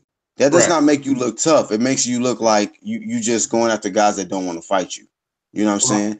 And I think a lot of people have built up Errol Spence's ego of being this quote unquote bully, going after fighters that don't want to fight him. This is why I even gave Deontay Wilder a lot of this, you know what I'm saying, got this work as well. Because like, stop chasing after fighters that don't want to fight you. If they got injuries, if they talking business, politics, whatever, and they're not giving you the fight right now, go after fighters that's gonna fight you right now. Right. You know what I'm saying? Well, that's the And crazy. I'm not giving Crawford the pass because Crawford was talking business talk as well. So Right. I'm disappointed in the sport of boxing in general. And not to get off track, Corey, I apologize. But at the same time, it's like, you know, we got to call spade a spade. You know what I mean? You know, I've seen a lot of people change their story after Terrence Crawford won and got his belt at the 147 division. Same way a lot of people changed their story when Errol Spence won. He got his strap. And it was a lot of shit. So I've seen a lot of that shit take place. I'm not just singling out Errol Spence. I'm not just singling out Crawford, I'm not just saying that. All these motherfuckers have, you know, been ducked at some point, you know, whether it be Thurman, whether it be Spence, whether it be Crawford, you know, and it's been a bunch of excuses and business talk. And ultimately, it's just hurt the whole fucking sport in general.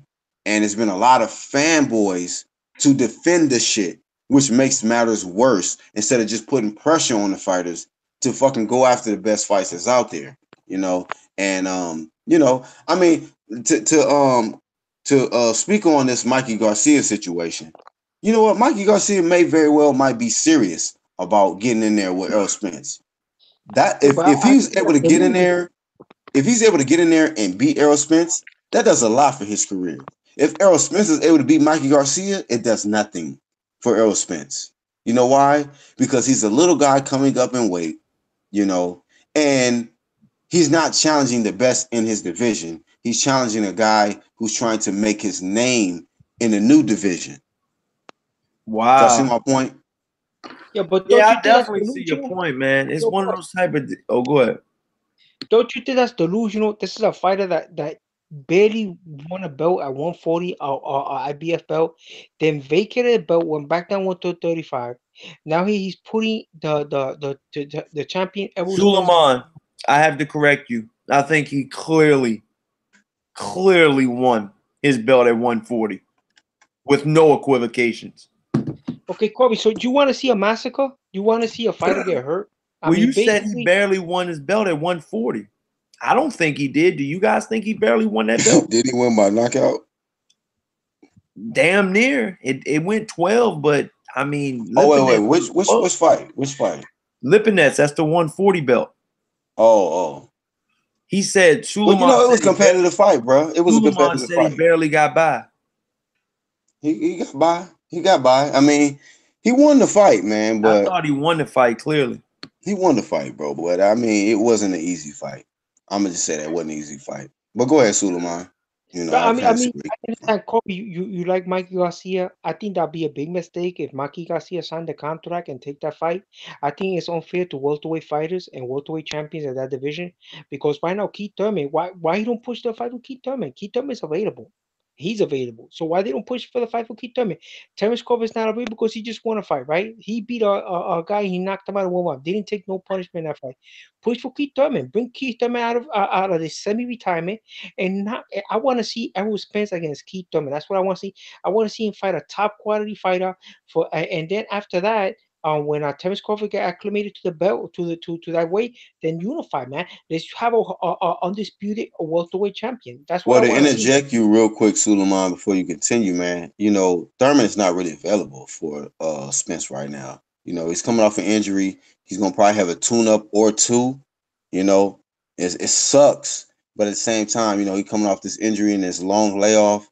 He's not available for Spence right now. So Spence will probably want to jump in there with Thurman. But, you know, who else would you suggest for Spence to fight besides a Mikey Garcia who's willing to fight him?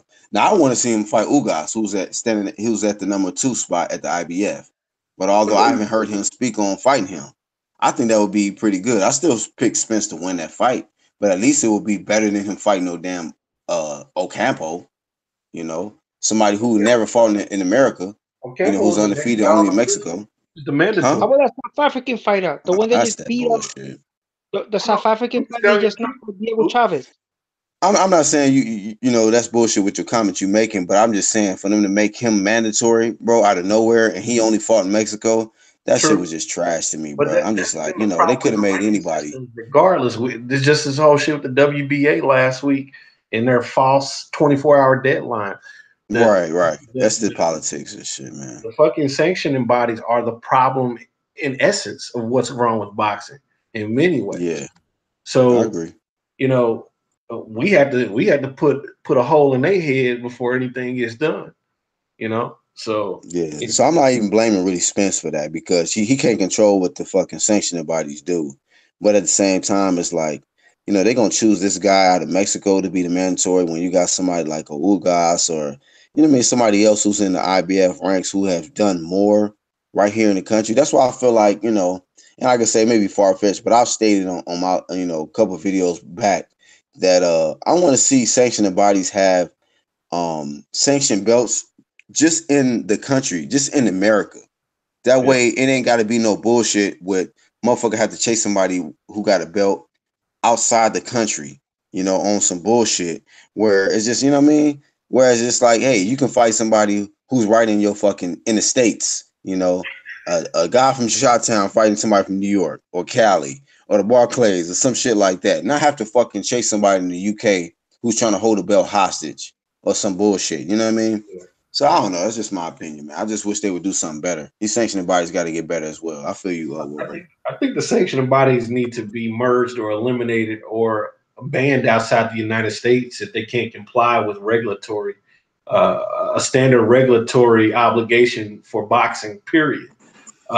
It's something that I'm going to be pushing, on my channel because it's problematic. We got fucked over by the WBA so that Eddie Hearn could get out of this damn fight, because Deontay was checkmating the motherfucker, and every offer he made, he accepted. And then when he was about to send out the latest offer, magically the WBA announces a 24-hour sign or vacate belt situation, and we still hadn't heard anything about this fight being signed. That is, and no one is covering it magically in the media, the old school media. This is fuck shit. This is so problematic, and it encompasses everything that we're talking about because the match between Crawford and Spence and Spence against anyone else is being held up with sanctioning bodies or the fighters themselves. We have to make these fighters fight, and the only way that you can do that is make the sanctioning bodies become actual sanctioning bodies and not pay for profit situations. And that's kind of how I look at it, man. Nah, I agree with you, bro. How about that newly crowned IPO champion in South Africa that just won the belt by knocking out Diego Chavez? You think they could bring him in and put him in the Dallas Cowboy Stadium against Errol Spence? Who knocked out Diego Chavez? Some South African guy. His first name is he won that fight. The same guy that Thurman fought back in the day? Yeah, yep. That's Chavez. Yep. The same what? One. Yep. Knocked out 9 rounds. He got knocked out. Oh, I didn't know he got knocked out. But is that South African dude undefeated? Yeah, he's undefeated. He's 14-0 with 11 knockouts. He creamed him with 2 right hands. He might be the goods, man, because Chavez was not easy work for Thurman. Right. Chavez is not no pushover. I mean, I don't know where he's at. Well, his headspace is at now, but he didn't look all that good against Brandon Rios. That Rios fight was kind of trash. I'm like, yo, what the fuck is this dude doing? He's intentionally low blowing him. Like I thought, but Brandon Rios is so crazy. That's why I feel like styles make fights, you guys. Like Thurman could not. I mean, Thurman. I'm not gonna say Thurman stopped him. So at the end of the day, Thurman stopped. It was a competitive fight, though. You know what I'm saying? But it was a competitive fight. Then you have like Brandon Rios, which you would probably see Chavez versus Brandon Rios would be like a 50-50 fight. I think they're on the same level. But then you got Chavez low blowing him as if to say, "I know you're gonna beat me, so I'm gonna foul you until they disqualify me." I mean, that's what he was doing in that fight. I mean, he was low blowing this dude after the referee warned him, like, if you low blow him again, I'm deducting the point. He literally, his next punch was a low blow. I'm like, yo. Said I'm going for the ball. Did he probably didn't understand the language. He's from Argentina, right? I'm like, yo, this dude crazy. He got knocked out by Jamal James. Then they get fight about. That's when you hit him with that no habla English. Hey, Ernest Terry says the IBO doesn't count. Please don't mention the IBO. 4 belts are enough. Who mentioned the IBO? I think it's the goods. Ernest Terry. No, but I say the guy's undefeated. He's 14-0. They're looking for an opponent for Errol Spence. I think that would be a good opponent. Put him in. What is South African guy? Yeah, the South African. So, I mean, to be honest with you, where's he ranked at? Which section about it? Listen, Suleiman, before anybody finishes, Errol Spence said he wants names, not to disrespect your South African boy, but right before you said that about 3 minutes ago, I had no clue who this dude was. And I'm a hardcore. So how in the fuck do you think people are gonna buy this in Texas? You know Okay, what I mean? cool. Okay. He's not a name by any stretch of He the gonna say they need to imagination. fight on their yacht. Listen, I heard I was in another show with Will Breaker, right? Will Breaker was explaining to us World how Breakers, big explain it to us. he was explaining to us how big Texas is, right? So I was saying, why doesn't just Errol Spence just fight in Texas and create a hotbed for himself there and have opponents come fight him Well, there? that's what it's looking like he's gonna. That's what it's Yeah. looking like he's gonna do. That's what it looks like. Because I just said, I don't know if you on here, but it's confirmed. Errol Spence's next fight is gonna be at the big boy Dallas Cowboys Stadium. So it's gonna be at the big boy. I'm not sure if they said his next fight. It wasn't Or his next fight. he said in the next 16 months. So in the next 16 months, and I quote Fred, he said in the next 16 months, Earl Spence Jr. will be fighting at Jerry Jones's house, the big Spence boy should have a Cowboys third Stadium. fight. And how much seats does that hold? Seats is 100,000. 100,000, right? With the two lobbies on each end, that's another 30,000. God, So damn. yeah, if it's standing room, it's another 30,000 people. That's a So- lot of You got people. TVs, Corey. Corey, you got TVs. There's no nosebleeds, But- Corey. If there's a but real nosebleed, has talk, I was talking about the seat. But if you're the But if you make the 100,000 field- person, like how can you see the fight? you but got a if you TV, Corey. You got a TV. if you make the seats the field, that's probably another 30,000 too. So it could probably do 160. No Ah. bullshit. Come on, man. You really think he gonna be pulling in that type of numbers, bro? I'm just talking about seating capacity. I didn't say anything about him pulling that. I don't okay. think But y'all, do you think that the winner of Sean Porter versus Danny Garcia will fight Errol Spence at the Cowboy Stadium, or do you think it'll be a neutral site for that fight? Barclays. It'll be at the You think it'll Barclays. be a neutral site? Okay, Yeah. neutral site. Okay. Barclays or Vegas. And That ain't no neutral site for Danny. That's Danny's practically hometown, nigga. Yeah. You talking about that ain't neutral. You better go to Omaha or some shit. But Errol was born in Long Island. His family's from Long Island, man. Yeah. So he Danny has a would lot. be the A side at the Barclays. That's fine. Fuck the A side, man. Those are racist terms to me. I don't want to hear. No, I'm not saying that ain't got nothing to do with races. He from Philly, so going to the Barclays is just like going down the street. A and B is racist to me. I hate that fucking term. A and B side. Hey, Beverly Rose says maybe it says maybe he sells 50,000. Hey, that'll be what's up. Then she also Beverly Rose says hopefully he fights. Talking about Spence. Hopefully he fights someone better than Carlos Ocampo. There you go. When you fighting in the big arenas like that, man, you can't fight bums. I don't think it's going to be a small fight. I'm looking forward to him fighting a third fight this year because we don't see that shit anymore. And what do you mean a third fight? What do you mean a third fight? What third he's gonna fight? fight a third fight this year. So he's Where's the already second had fight? Huh? When is the second fight? The second fight was Ocampo. The first fight was Lamar Peterson. Yeah, the first fight That was this You year. fought Lamar Peterson first. Yeah, and it'd be a third fight. He wanted to Shout fight out to Errol Spence staying active. Oh, Goddamn. shout out to Ernest Terry. He says not during football season with all capitals. We see you, dog. Hey, like he's like you. Are you a diehard Dallas fan? He said not during football. Yeah, but they could do that at halftime, right? He could fight at halftime. Oh shit, Suleiman. Here he comes again. Football's on Sunday in Texas. You got Friday night high school. Saturday's open, unless it's the playoffs for high school. Nobody gives a Why would he fight at halftime? During the You day. think that's possible? Suleiman, it is not possible, sir. Yes, it is. Oh my God, no. Yes. Please do not encourage this shit, World Breaker. I know you're not. I know you're not serious, dog. World Breaker, Black Horseman. I cannot make this shit up if I try to. Hey, I'm telling you, going to 2 Pacquiao fights, it happened. And I'm not comparing him to Pacquiao. No, please, World Breaker. You're not serious, are you, bro? You're not serious, are Yeah, you? goddamn it, I'm serious. Suleiman. A halftime fight? No, I didn't say halftime fight. I didn't say Oh, okay. that shit remotely. Oh my God, I Suleiman, said- did you just say that they can fight at the halftime? Man, that's a midget wrestling match at halftime. Yeah. Oh, I I was talking can't. about I was talking about Saturday Okay, Corey, night, Cowboys Miguel Stadium. Cotto They can make that fight happen. A non-home game. Know that, Corey?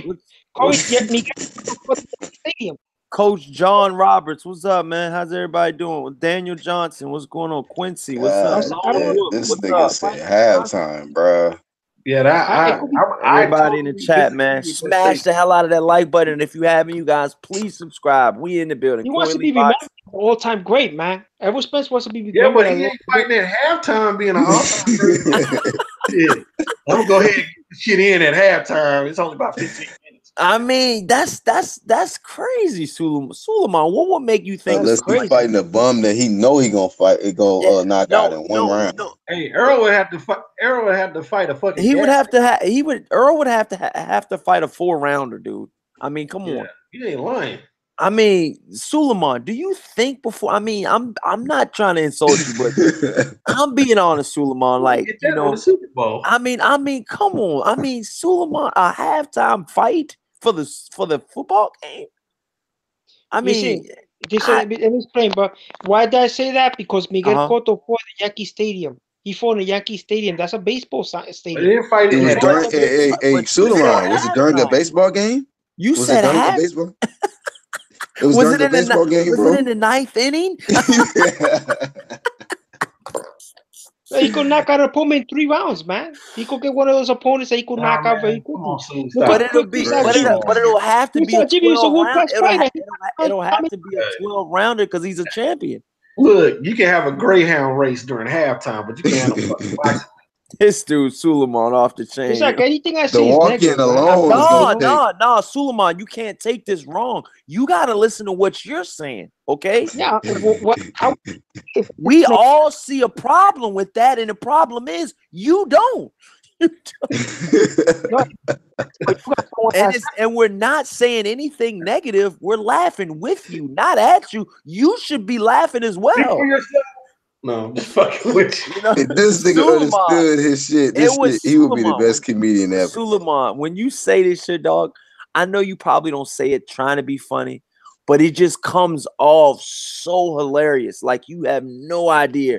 Like he should have it at the halftime show. They should have a full fight, or Errol Spence fight in the halftime show. And we're all like, how? Why? Holy God. Like, where did this come from? Like, have you ever seen a boxing match in a halftime show? Maybe you've seen that. Maybe that's why you brought it up.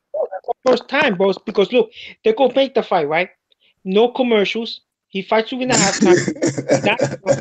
and they go replay in the commercial time during the football time. It's very, very. Suleiman. Oh, man. Jerry Jones stop before the halftime. Stop this shit. Come on, dog.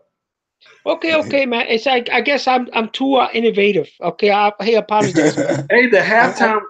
I'm very innovative. Have to be 36 minutes on the dot with no decision made. It'd have to go 45, 50 minutes. They're not going to do that. Not in the NFL. I see where you're going with it, but not even the Super Bowl halftime is 30 minutes. It's only 30 minutes.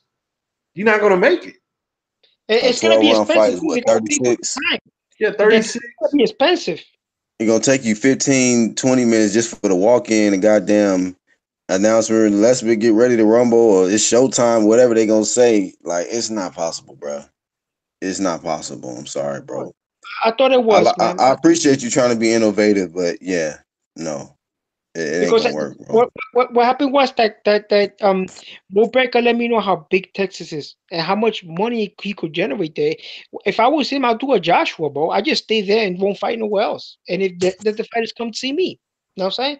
And if they want me to fight somewhere else, they gotta pay me more money because he could create a hotbed for himself there. He got promote. He got a possible guy that could pay for his fights because it pay the site fee. You think he's gonna expand his fan base by just staying in Texas, though? I mean, he's not a household name yet. No. Well, he's a household name there. That's for sure. In Texas, but not even everybody in Texas know who he is. No, everybody knows who Canelo is in Texas. Everybody knows Canelo. See what I'm saying? And so, Errol is growing. Errol is growing in the Dallas area. He's not even completely known in the Dallas area yet. Fort Worth and Dallas, they know who he is, but They know who he is, but it's still Houston, not San Canelo. Antonio, El Paso. All right, so what's going on? Keep me up to date. The whole fucking chat is laughing at everybody. What's going on now, Suleiman? What did you say now, my brother? He's saying, he's just trying to be innovative. Underrated darkness. What's up, bro? So, Suleiman, what are you talking about now? What are you saying now? What I was saying was that I was just trying to be innovative, trying to make something to make the guy more famous.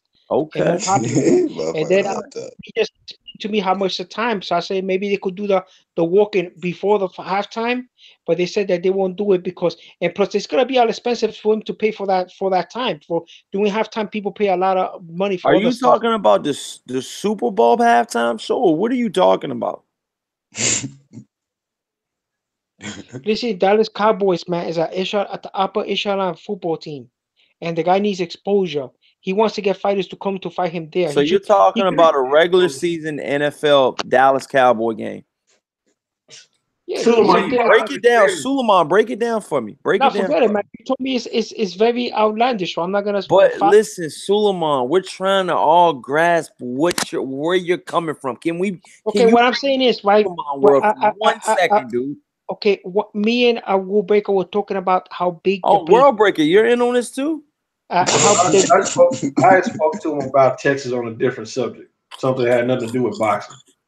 So I'm saying that if the Texas is so big, right, then he could make make the Dallas Cowboys Stadium his fight place, like Floyd Mayweather did with Las Vegas, right?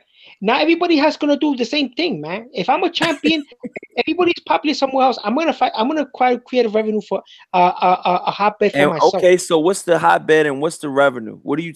Break it down right now, quickly. So he just said the revenue. He said that the seating capacity is outrageous, right?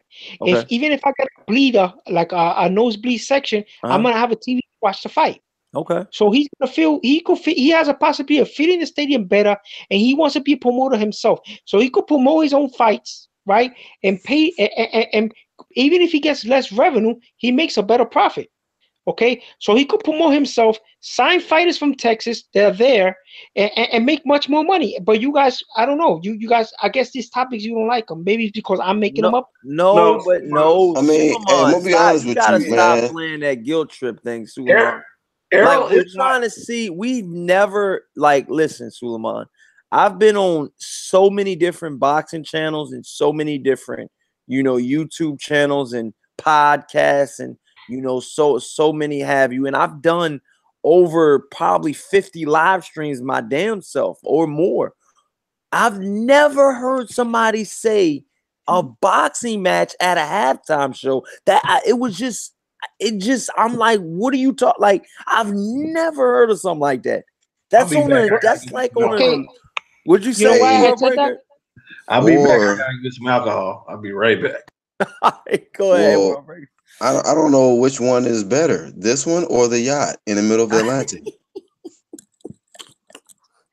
I'm just saying, Suleiman, for the ones that's out there listening, man. For the ones that's out there listening, man, how would this halftime show happen? Would it be at a regular football game? Would it be at a Super Bowl football game? Because the Super Bowl shows are a little longer.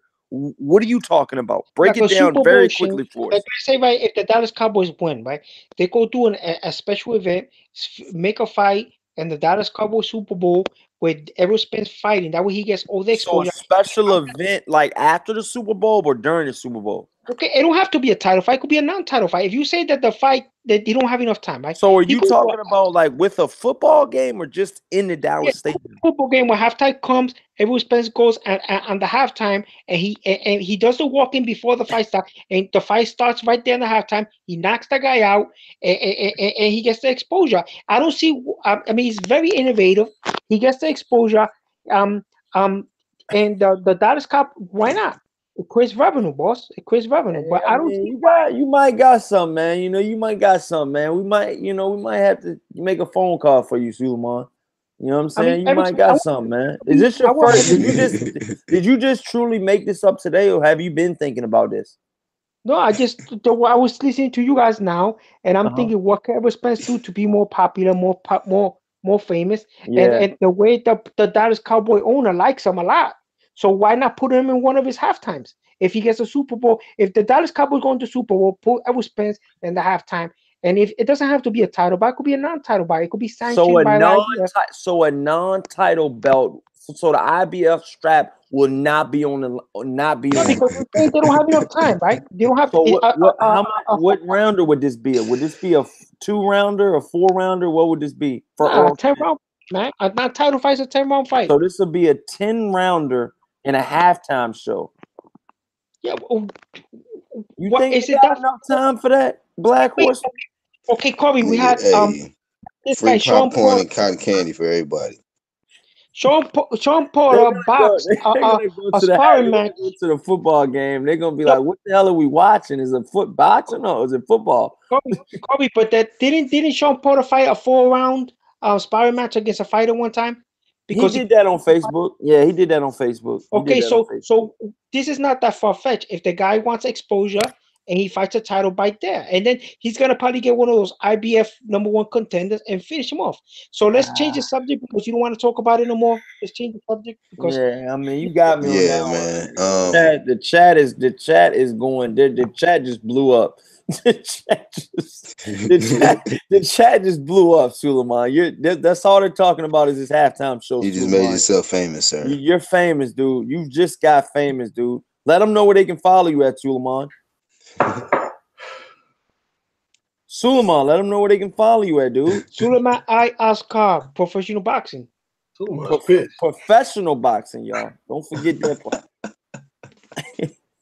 But yeah, man. So with everything going down, man, Oh we my got gosh. halftime shows, we got yacht parties. I mean, Did we have a stripper pose yet? I don't know, man. We calling in the firehouse. You know what I mean? Okay, but Oh Corey, my you got these goodness. fighters fighting at stadiums that are empty, right? I don't think that's that hard. If I went to Abu Dhabi, right, and use Who was one of those that? and fight there, Abu why not? Dhabi's in the United Arab Emirates. Yeah, like if you fight in Abu Dhabi, one of those artificial islands, and makes it there, why not? Now you talking about Dubai, Superman. Dubai's a Is that little. man? Far-fetched. Oh, this dude Suleiman, man. Anything with dollar signs, that's what. Oh, my chest is hurting, bro. And Hey, Muhammad Ali look. over the world, man. So where we going now, Suleiman? We going to Abu Dhabi. Where we at now? We in Cowboy Stadium or we in Dhabi? Where we at? Dubai? Where we went? We took the flight. Where we at? Okay, I'm gonna mute myself. Let you guys. Dubai. Suleiman, I'm asking you where we at. What are you talking about now? What is right now, man? We're looking at to create revenues, right, for these fighters. Right? Okay, And revenue. so why they don't go to Abu Dhabi, make an event in one of these artificial islands over there, which they have a lot. Michael Jackson lived in one of them, in a villa in one of them, He and make it died, bro. so people could come. It's accessible, man. You know what I'm saying? But to you guys, it's funny, man. I said, I mean, you but gotta understand. Some of the if shit I you was a say fighter, I do think if I'm a can be host, funny, but on the same time, you trying to create revenue, so we trying to hear you out. How are they gonna make money off this shit? Let us know. Who's making gonna it go? with cameras, technologies, satellite. It's a So what are real they thing. gonna stream it? Satellite? What we doing? We streaming it? What we doing? Yeah, like all the fights get streamed. Like all the fights get So we're gonna have it. So what? streamed. Earl Revenue for Spence gonna be fighters, in man. Dubai. So Mhm. what? So are you saying the Terrence Crawford Earl Spence fight gonna be in Abu Dhabi, or what are you talking about? Something like that, yeah. Why not? Why not? Something like that, why not? So These fighters right now one of need to create revenue. the biggest fights to be made in the world of boxing. You think that should be in Abu Dhabi? Yeah, something like that. That's a neutral How are territory. we gonna watch it? Well, you got tons of streams, man. So Stream. we're gonna You pay watch, for but the you know the streams. time difference. You can watch it on the zone. It's like the next day over there in Abu Dhabi right now. I think it's the next day. I think it's like 7 a.m. right now. Yeah, Create it's getting something. worse. How we Money. gonna work this out, Suleiman? Can you work this out for me? Okay, boss. I want to change the subject, man. Let's switch. I want to change the subject because you know Let's switch it up, man. We gotta switch it up, man. We gotta We've been do on the that, bro. same joint, man. We got kind of stagnant on the same joint, man. you know the Switch it up, WBO. man. Change the subject. WBO just gave a ex-champ WBC champion an award. The WBO saying that if the WBO would have been created at that time, he would have been their champion, Wilfredo Gomez. Okay, he the first fighter to have 32 knockouts consecutive. Okay, and defended his championship 17 times, 17 knockouts, all by knockout, 17 times. And Deontay Wilder has the honorable mention of time 32 consecutive knockouts. Hey, So he's so look, so this is what I'm saying though, man. Real talk though, man. So what's going on with Terrence Crawford? When we talking about Terrence Crawford and so who should Terrence Crawford fight next, you guys? They're saying Amir Khan could be next. Amir Khan is next on everybody goddamn fight No, list. they're saying Amir Khan could possibly be next for Terrence Crawford. How does that fight go down, you guys? I mean, Hold on, let either- Suleiman ask first. Hold on, let me hear Suleiman. okay. You guys know how I feel about Amir Khan. Amir Khan, he was cleaning the division. He was waiting for the Floyd Mayweather fight. Floyd Mayweather ducked him. Okay, that's the Punjabi slap. Okay? Floyd Mayweather ducked Amir Khan. He could have fought Amir Khan and made it the last fight of his career. He could have fought him. He could have defended his belts against Amir Khan. He avoided Amir Khan with a fever because, I mean, as I said before, no, he as he was a disease. He didn't want to fight him. Who had a disease? Okay, he avoided Amir Khan at all costs. He didn't want to fight him. Amir Khan would have beat him. Amir Khan, if he would have fought him at 147, you said Amir Khan would have beat Floyd. It would have been a very competitive fight. Yes.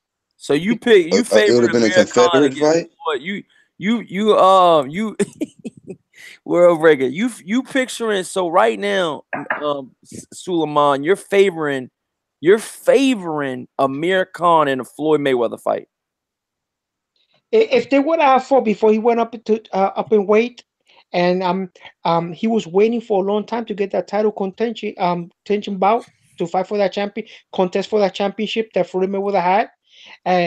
If he was avoided, okay, and then he took the Saul Alvarez fight, and even that fight, many people thought he was going to win. Many fans thought he was going to beat Alvarez, and he lost the fight. Who was going to beat Alvarez? Many people, many fans, when that fight was coming up, Amir Khan against Alvarez, he had a lot of people, supporters. So where do you think Amir Khan went wrong in the Alvarez fight? Amir Khan, where he went wrong, in letting Saul Canelo Alvarez attack him in the body. He should have fought more long distance. The body shots.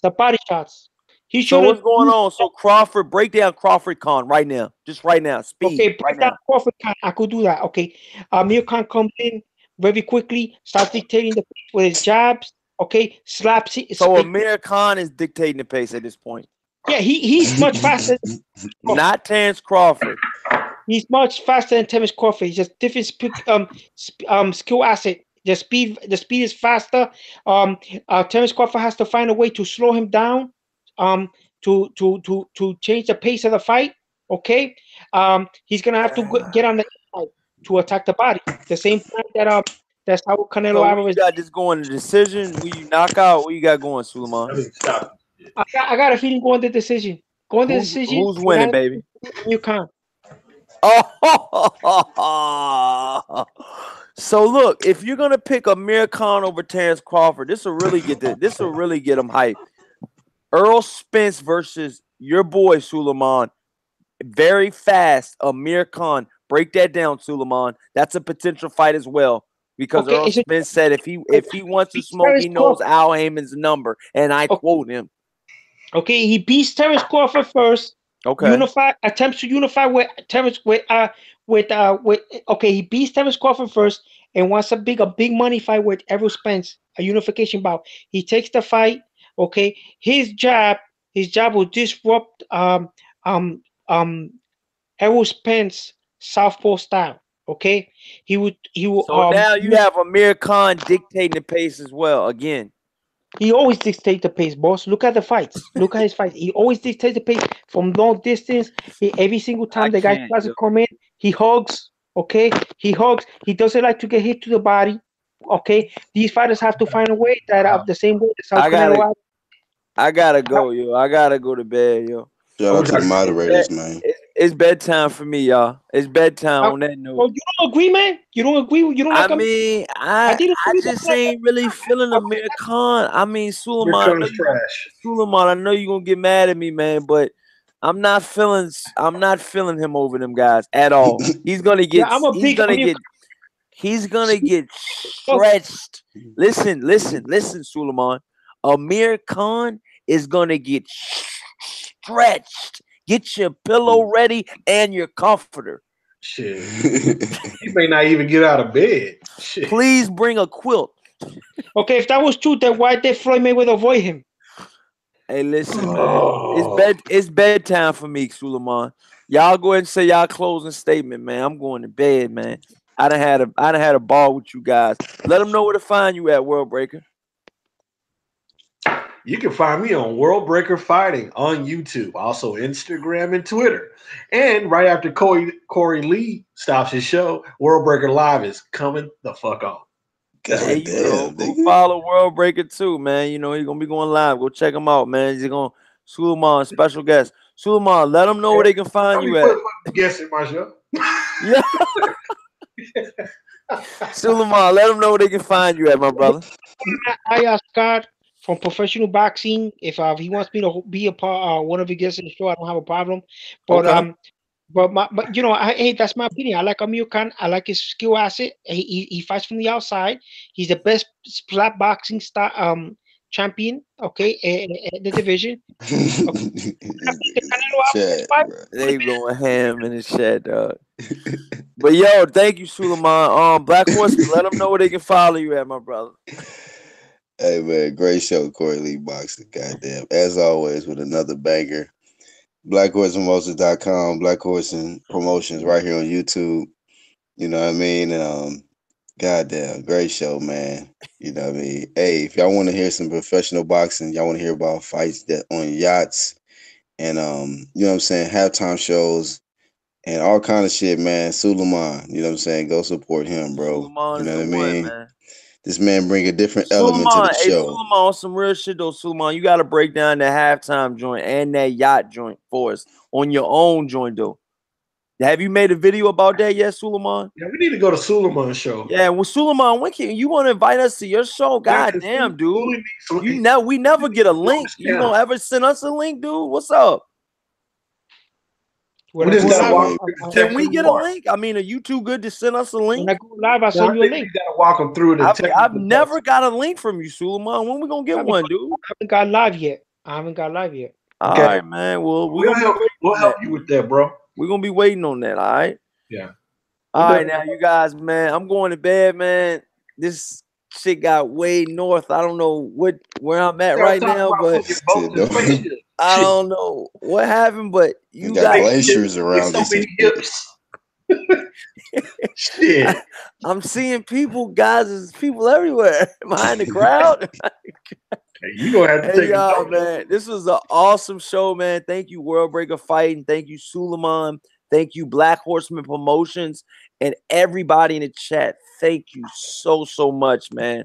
I'm glad. I hope and pray you guys got a good laugh out of this show tonight, man. Like we try to do every time for you guys, man. This is definitely a platform where you guys can vent your opinions on all the latest boxing news. And with that being said, you guys, we are going live tomorrow morning. So I hope to see you guys there tomorrow morning around 8 or 9 a.m. Eastern time. Hope to see you guys there. You guys have a wonderful night. World Breaker, we'll be going live. And until next time, you guys, peace. Corey, sleep well.